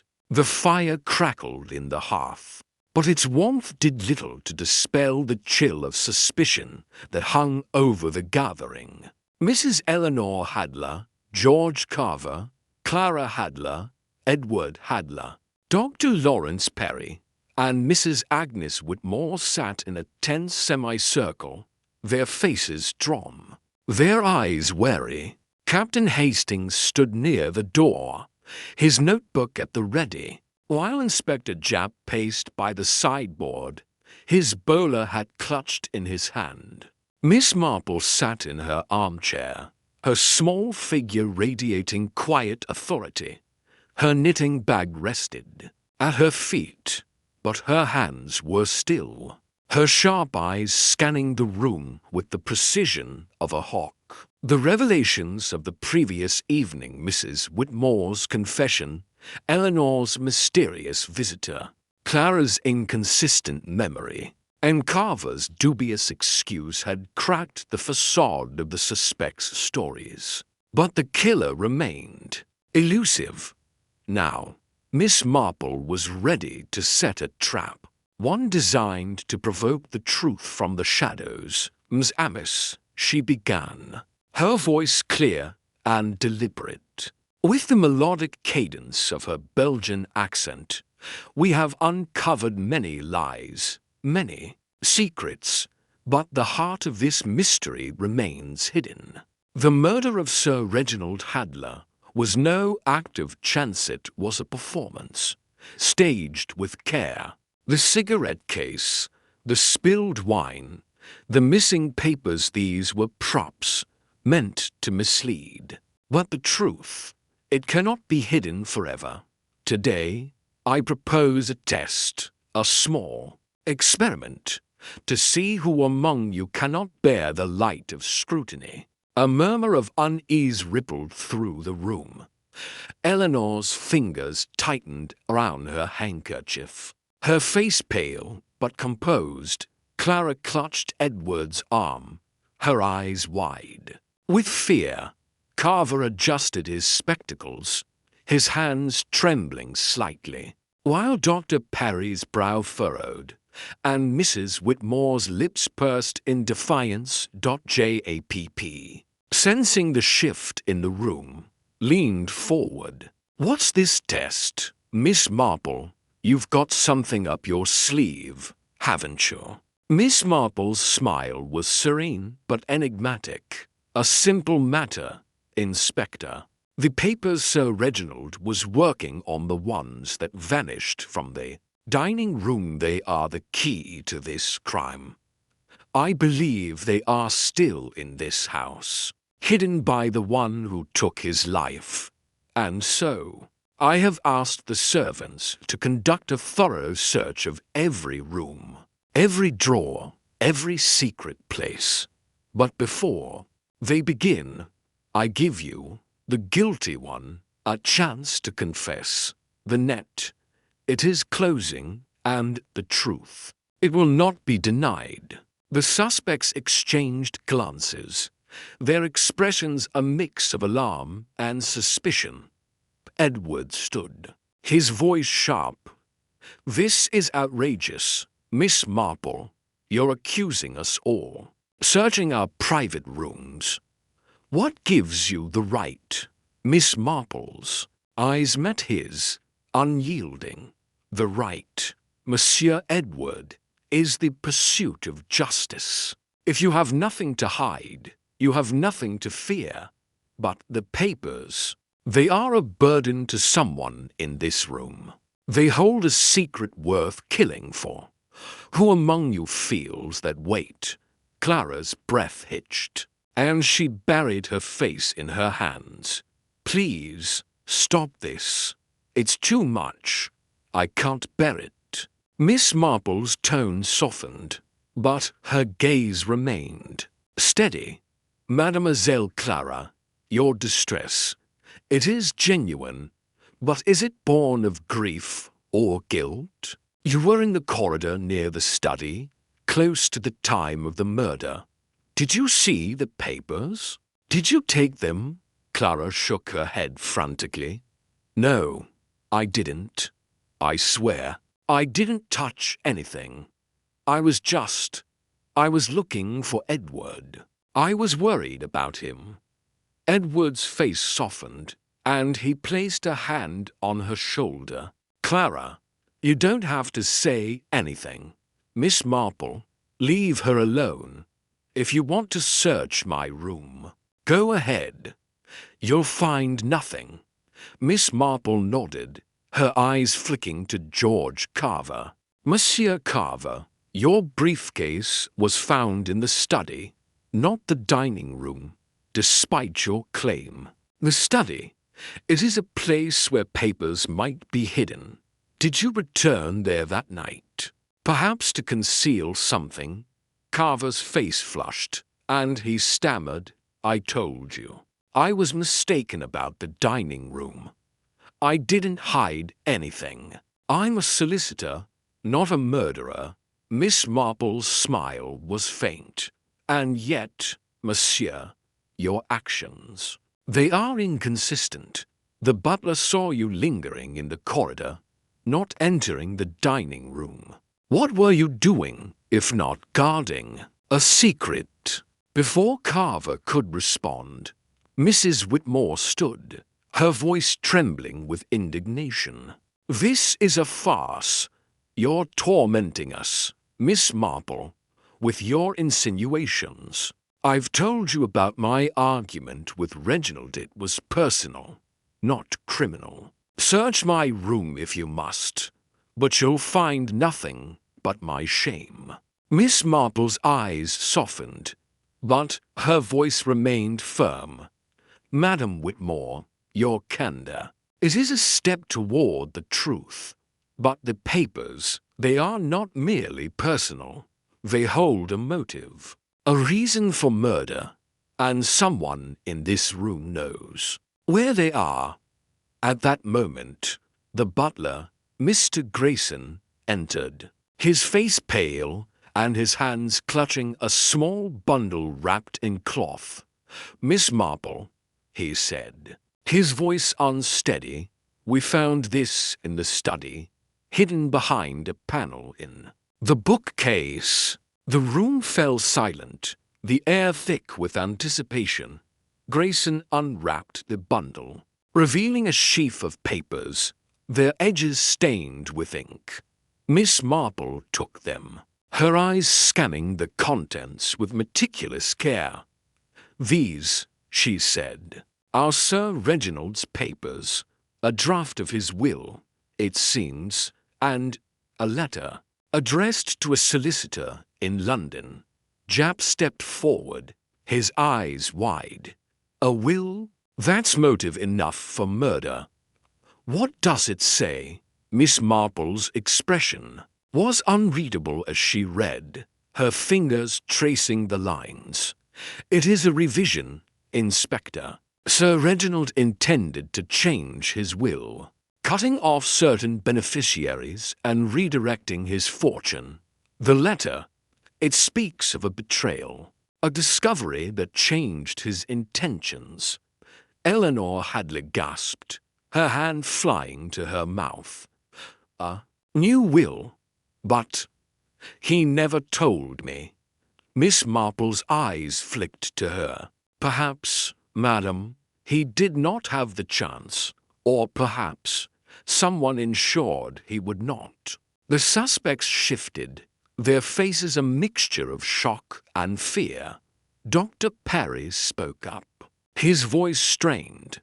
"Miss Marple, you can't think I had anything to do with this. I'm a doctor, not a schemer.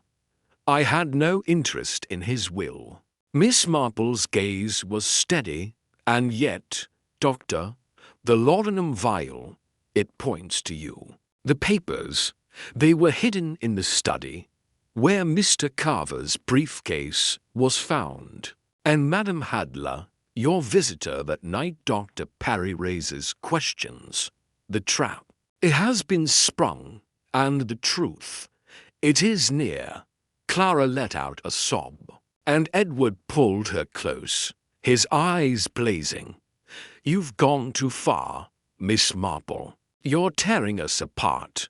And for what? A bundle of papers. They don't prove anything." Miss Marple's smile was serene. "They prove everything, monsieur." "Edward, the papers, they are the motive. The ink stain, the laudanum, the bent latch, they are the method. And now, we need only the confession." She turned to the group, her voice rising slightly.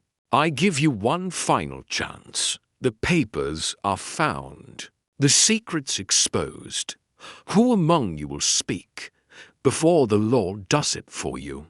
The room was silent, save for the crackle of the fire and Clara's soft sobs. Hastings held his breath, his pen poised. The trap had been set, and Miss Marple, with her little grey cells, was ready to catch her prey. Chapter 10. The revealed atmosphere in the drawing-room of Hadler Hall was taut as a bowstring, the flickering lamplight casting long shadows that seemed to dance with the secrets of the gathered suspects. Miss Marple stood at the centre of the room, her small, neat figure commanding absolute attention.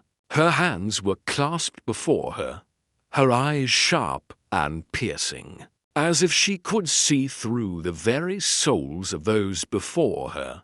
Mrs. Eleanor Hadler, George Carver, Clara Hadler, Edward Hadler, Dr. Lawrence Perry, and Mrs. Agnes Whitmore.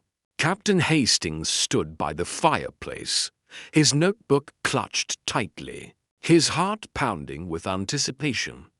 Inspector Japp, his bowler hat forgotten on the sideboard, leaned forward, his eyes fixed on Miss Marple. The discovery of the hidden papers, a revised will, and a letter revealing a betrayal had set the stage for the final act, and now Miss Marple was ready to unveil the truth.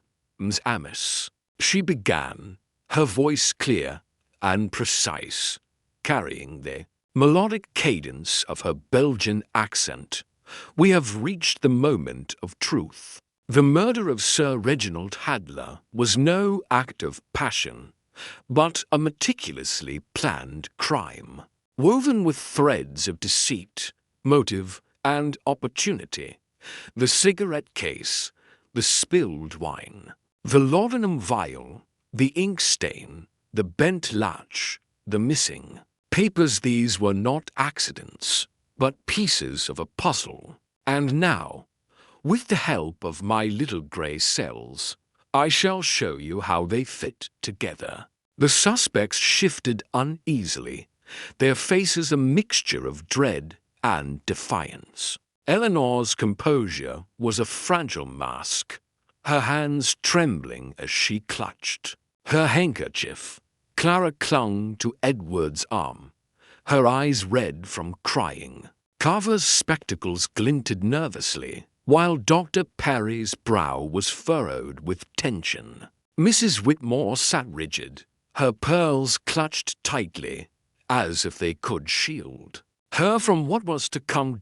Miss Marple held up the sheaf of papers found in the study, her expression serene but resolute. "These papers," she said, "are the heart of the crime, a revised will, cutting off certain beneficiaries, and a letter addressed to a solicitor in London, revealing a betrayal. Sir Reginald had discovered something that threatened someone in this room, something worth killing to keep hidden. But let us begin at the beginning, with the scene of the crime." She paced slowly, her movements deliberate, her eyes scanning the room. Sir Reginald was found in the dining room, slumped over the table, a letter opener in his back. The wound was precise, straight to the heart, suggesting a killer who knew their target well. The wine glass was spilled, but not knocked over, and the cloth beneath his arms was dry, a staged scene, meant to suggest a struggle that did not occur. The chandelier, which Mademoiselle Clara claimed was lit, was not, according to the butler, and the papers he was working on, they were gone, replaced by a cigarette case bearing Monsieur Edward's initials. Edward's jaw tightened, but he said nothing, his eyes fixed on Miss Marple. She continued, undeterred. The cigarette case. It was too obvious, too conveniently placed, a red herring, meant to point to Monsieur Edward. But the true clues: the ink stain on the carpet, the laudanum vial, The bent latch on the French window, these tell a different story. She turned to the sideboard, where the laudanum vial had been found. The vial. It contained traces of laudanum, a sedative. Not enough to kill, but enough to dull the senses. To ensure Sir Reginald did not struggle when the knife was raised. The coroner found no poison, but a small dose of laudanum. It might not be detected. This suggests a killer who planned carefully, who needed their victim compliant. Her gaze shifted to Dr. Parry, who stiffened. Doctor, you admitted to prescribing laudanum to Madame Hadler for her nerves, yet you were in her room at 10:30, a fact you both concealed until pressed. Why were you there, if not to administer a dose? Parry's face flushed. I told you. I was checking on her. She was unwell, distressed. I had no laudanum with me that night. Miss Marple's eyes gleamed. Perhaps, Doctor. But the vial, it was found in the dining room, hidden behind the decanter. A careless mistake for a careful killer. She turned to Eleanor Hadler, whose composure was crumbling. Madame Hadler, you claimed to have retired at 10. Yet Sally heard voices in your room, a man's voice. You admitted it was Dr. Parry, but you did not mention that you had a motive. The revised will, it reduced your inheritance significantly. Did it not? Sir Reginald had discovered something about you, something you wished to keep hidden. Eleanor's breath caught, and she shook her head. No, I loved Reginald. I would never harm him. Miss Marple nodded, her expression thoughtful. Perhaps, madam. But love, it can turn to desperation when trust is betrayed. Let us consider the papers. They were found in the study, hidden behind a panel. The study, where Monsieur Carver's briefcase was found, not in the dining room as he claimed. Carver's hands shook as he adjusted his spectacles. I told you, I was mistaken. I didn't hide those papers. Miss Marple's smile was faint. Mistaken, monsieur, or deceptive? You were seen lingering in the corridor, not entering the dining room, and the ink stain on the carpet suggests the papers were moved in haste. Perhaps as you realized Sir Reginald was dead. She paused, letting the weight of her words settle. But the final clue, it is the bent latch on the French window. It suggests an entry from the garden, not an exit. Monsieur Edward was seen in the garden at 10:15, but the latch, it was bent inward, as if someone forced their way in, and who had access to the garden and a motive to act. Her eyes settled on Mrs. Whitmore, who gasped, her pearls slipping from her fingers. Me? You think I killed Reginald?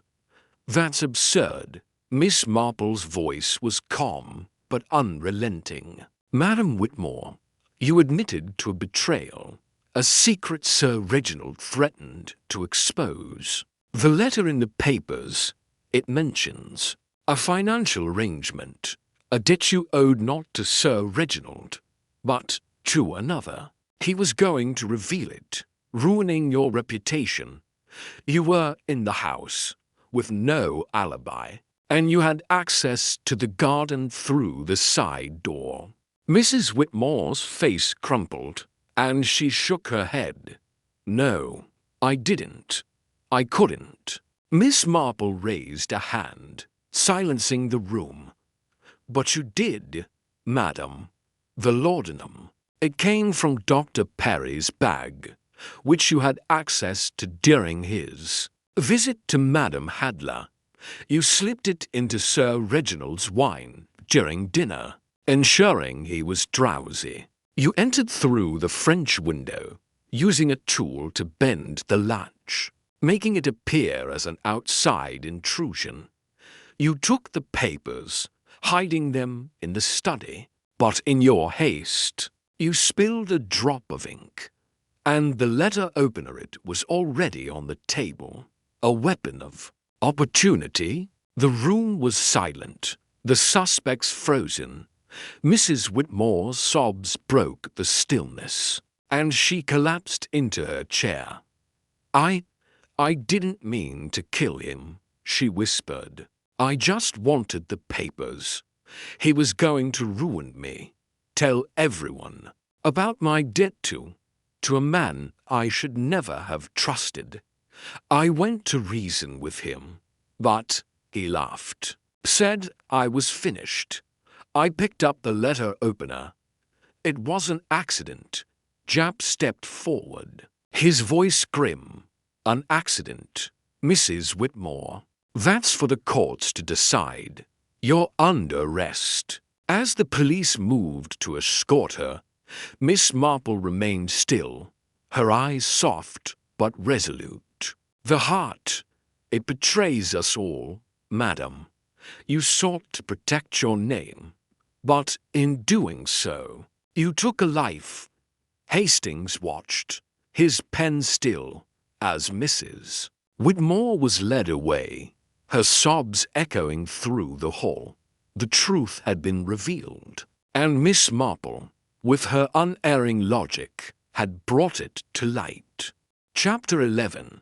The reflection they missed that had cloaked Hadler Hall for days had lifted, and the morning sun streamed through the tall windows of the drawing-room, casting a golden glow over the polished furniture and faded tapestries. The oppressive weight of suspicion that had hung over the estate seemed to dissipate, replaced by a quiet melancholy. The suspects Mrs. Eleanor Hadler, George Carver, Clara Hadler, Edward Hadler, and Dr. Lawrence Parry were no longer gathered, their presence replaced by an eerie stillness. Mrs. Agnes Whitmore, now in custody, had confessed to the murder of Sir Reginald Hadler, her tearful admission unraveling the web of deceit that had entangled them all. Yet, for Miss Marple, the case was not quite closed.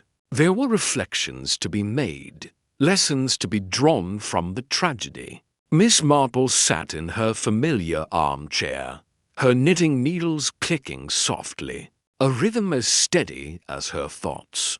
Captain Hastings stood by the fireplace, his notebook closed for the first time in days, his expression a mixture of awe and exhaustion. Inspector Japp, his bowler hat back on his head, leaned against the sideboard, his usual gruffness softened by the resolution of the case. The room, once a stage for tension and lies, now felt like a sanctuary for truth, its silence broken only by the crackle of the fire and the gentle tap of Miss Marple's needles. "Miss Marple," Japp said, breaking the quiet, "I'll hand it to you, you've done it again. I was dead certain it was young Edward. What with the cigarette case and his debts? But you saw through it all.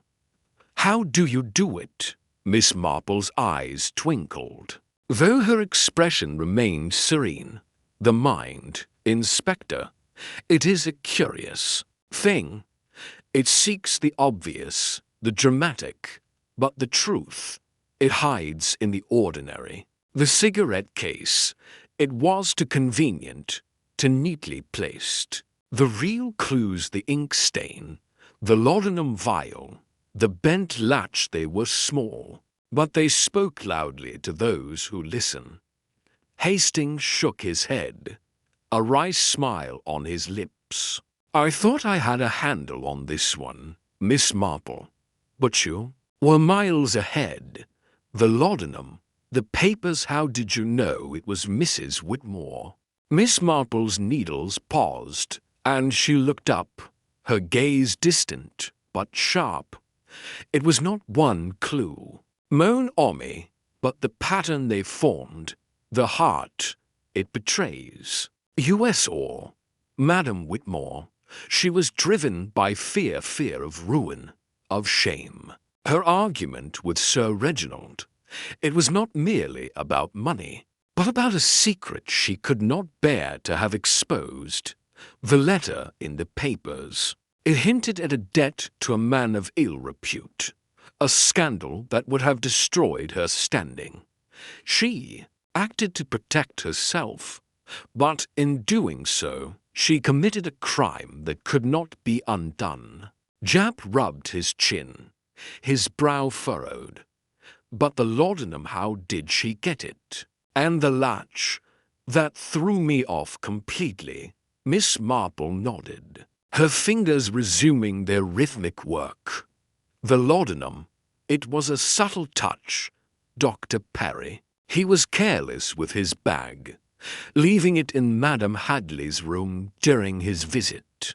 Madame Whitmore, she had access to it, perhaps during a moment of distraction, a small dose. Slipped into Sir Reginald's wine during dinner, ensured he was drowsy, compliant, the bent latch.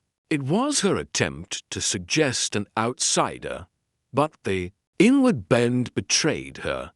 She entered from the garden, where she could move unseen, and struck when Sir Reginald was vulnerable. Hastings flipped open his notebook, reviewing his notes, and the ink stain, that was the key.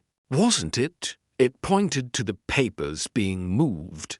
Precisely, Miss Marple said, the ink stain.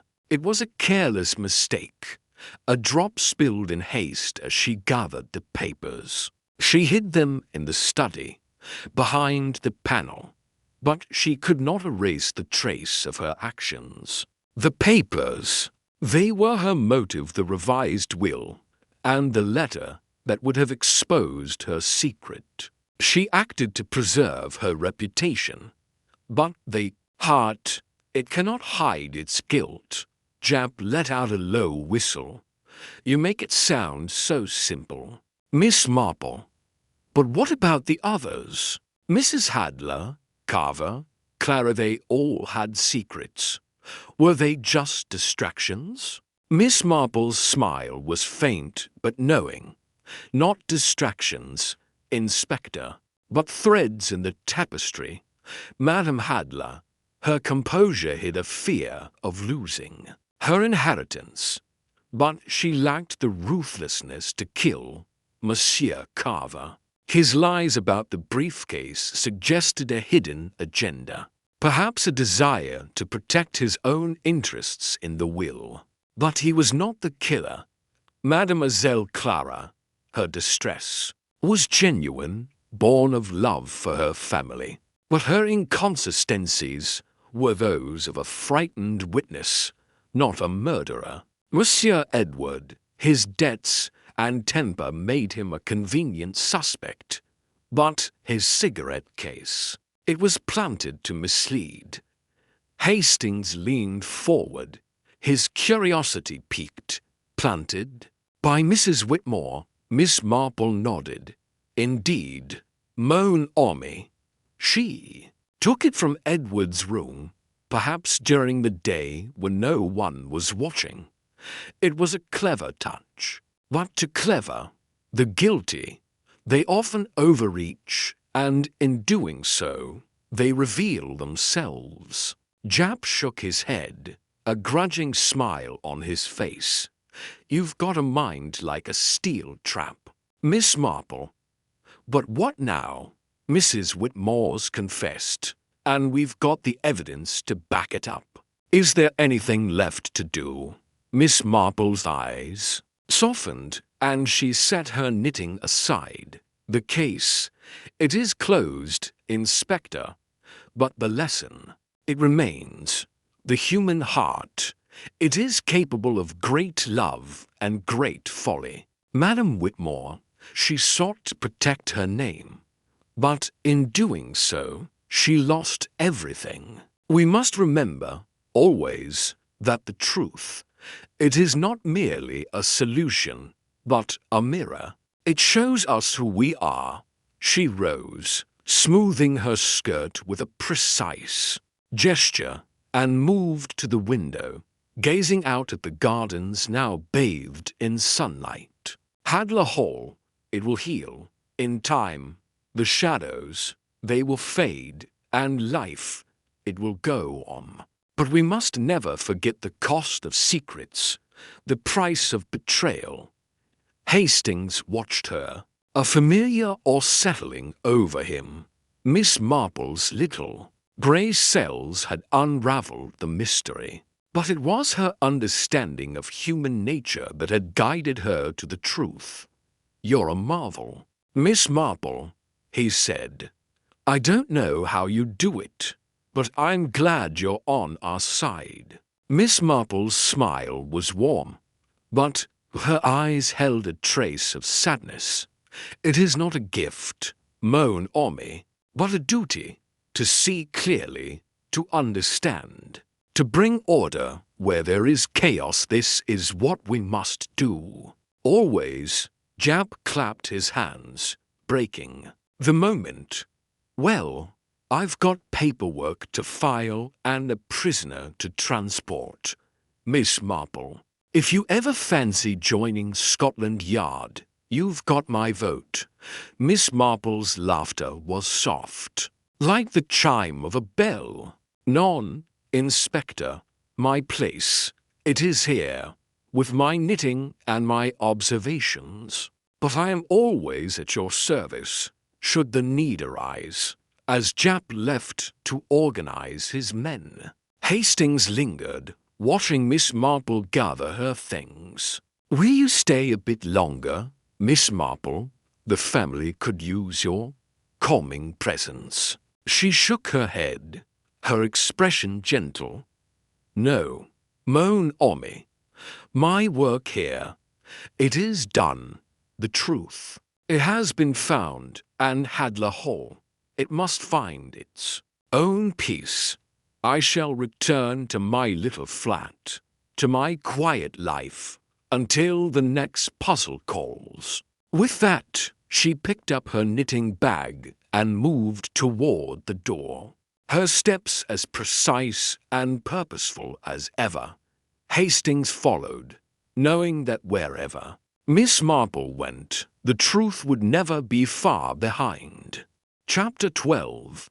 The departure. As the sun hung high over Hadler Hall, its rays piercing the last remnants of the morning mist, bathing the estate in a golden clarity that seemed to promise renewal. The grand house, so recently a stage for tragedy and deceit, stood quiet, its windows reflecting the serene sky. Inside, the drawing-room was empty save for Miss Marple, who sat in her familiar armchair, her knitting bag packed and resting at her feet. Her small, neat figure was a picture of calm, her hands folded in her lap, though her sharp eyes still scanned the room, as if committing every detail to memory. Captain Hastings stood by the French windows, gazing out at the gardens, his notebook tucked away, his thoughts heavy with the resolution of the case. Inspector Japp had departed earlier, escorting Mrs. Agnes Whitmore to face justice, leaving behind a house that felt both relieved and bereft.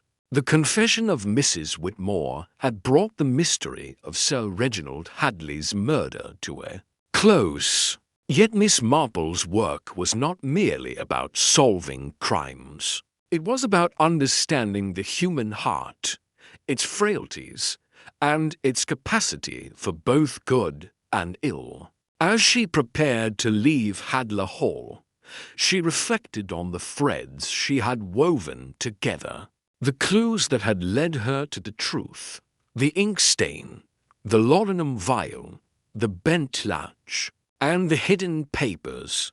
Each had played its part, but it was. Her insight into the motives and fears of those involved that had illuminated the path. Hastings turned from the window, his expression a mixture of admiration and melancholy. "Miss Marple," he said, his voice soft, "you've done it again. You've brought order to chaos, as you always do. But I can't help feeling, well, a bit sorry for Mrs. Whitmore. She didn't set out to be a murderer, did she?" Miss Marple's eyes softened, though her gaze remained steady. "Non mon ami," she said, her Belgian accent lending a gentle cadence to her words. Madame Whitmore, she was driven by fear, by the weight of a secret she could not bear to see exposed.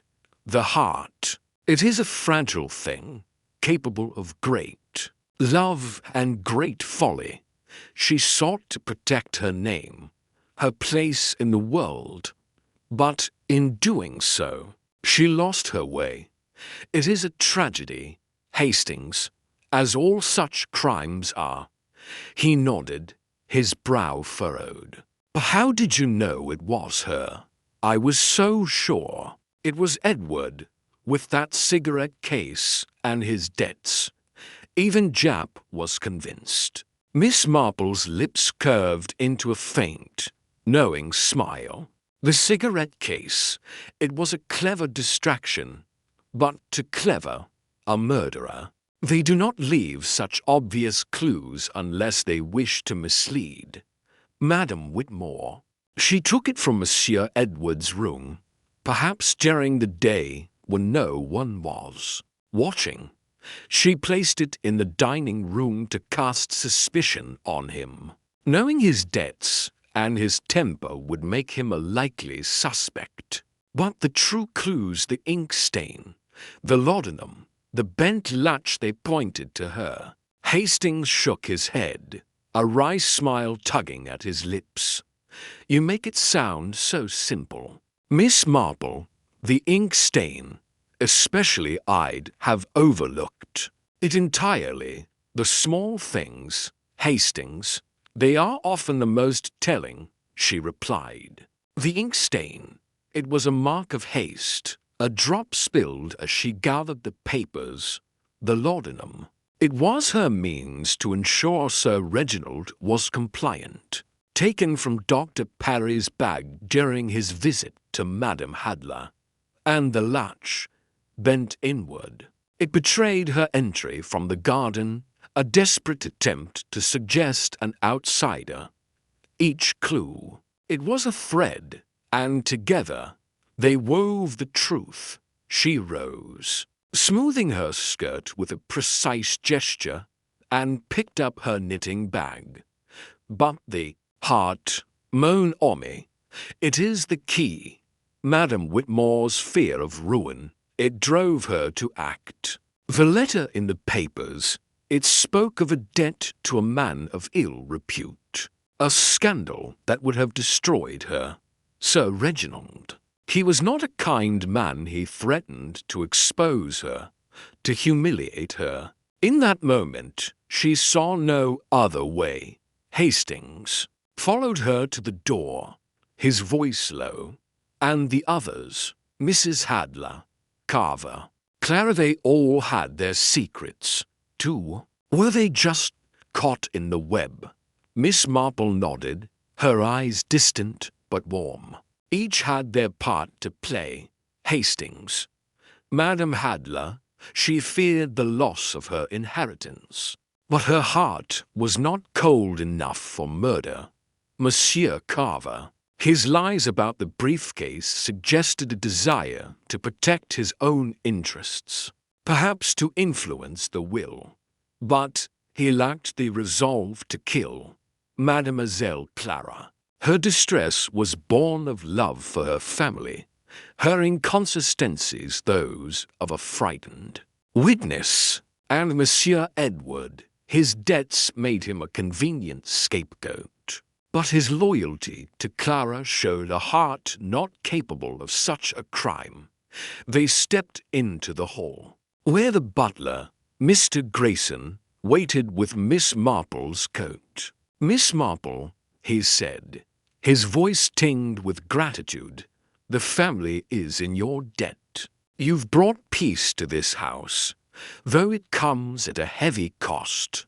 Miss Marple inclined her head, her smile gentle. "Peace, it is a fragile thing, Monsieur Grayson, but truth, it is the foundation on which it is built.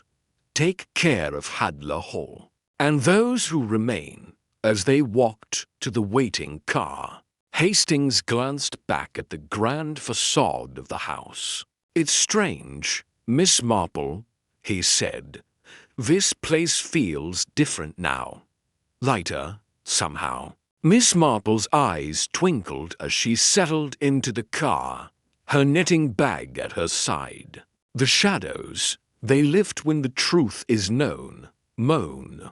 Orme, Hadler Hall, it will heal, as all things do in time. But we must never forget the cost of secrets, the price of betrayal." The car rolled down the drive, the estate fading into the distance. Hastings leaned back, his mind still turning over the case. "Where to now, Miss Marple? Back to your flat, your knitting, and a quiet life." She laughed softly, a sound like the chime of a bell. "For a time, Hastings. But the world, it is full of puzzles. And my little grey cells, they are never truly at rest. Until the next mystery calls, I shall knit, and I shall observe." As the car turned onto the main road, the sun climbed higher, casting its light over the countryside. Miss Marple gazed out the window, her thoughts already drifting to the next challenge, the next truth waiting to be uncovered, and Hastings, watching her, knew that wherever she went, order would follow, drawn from the chaos of the human heart.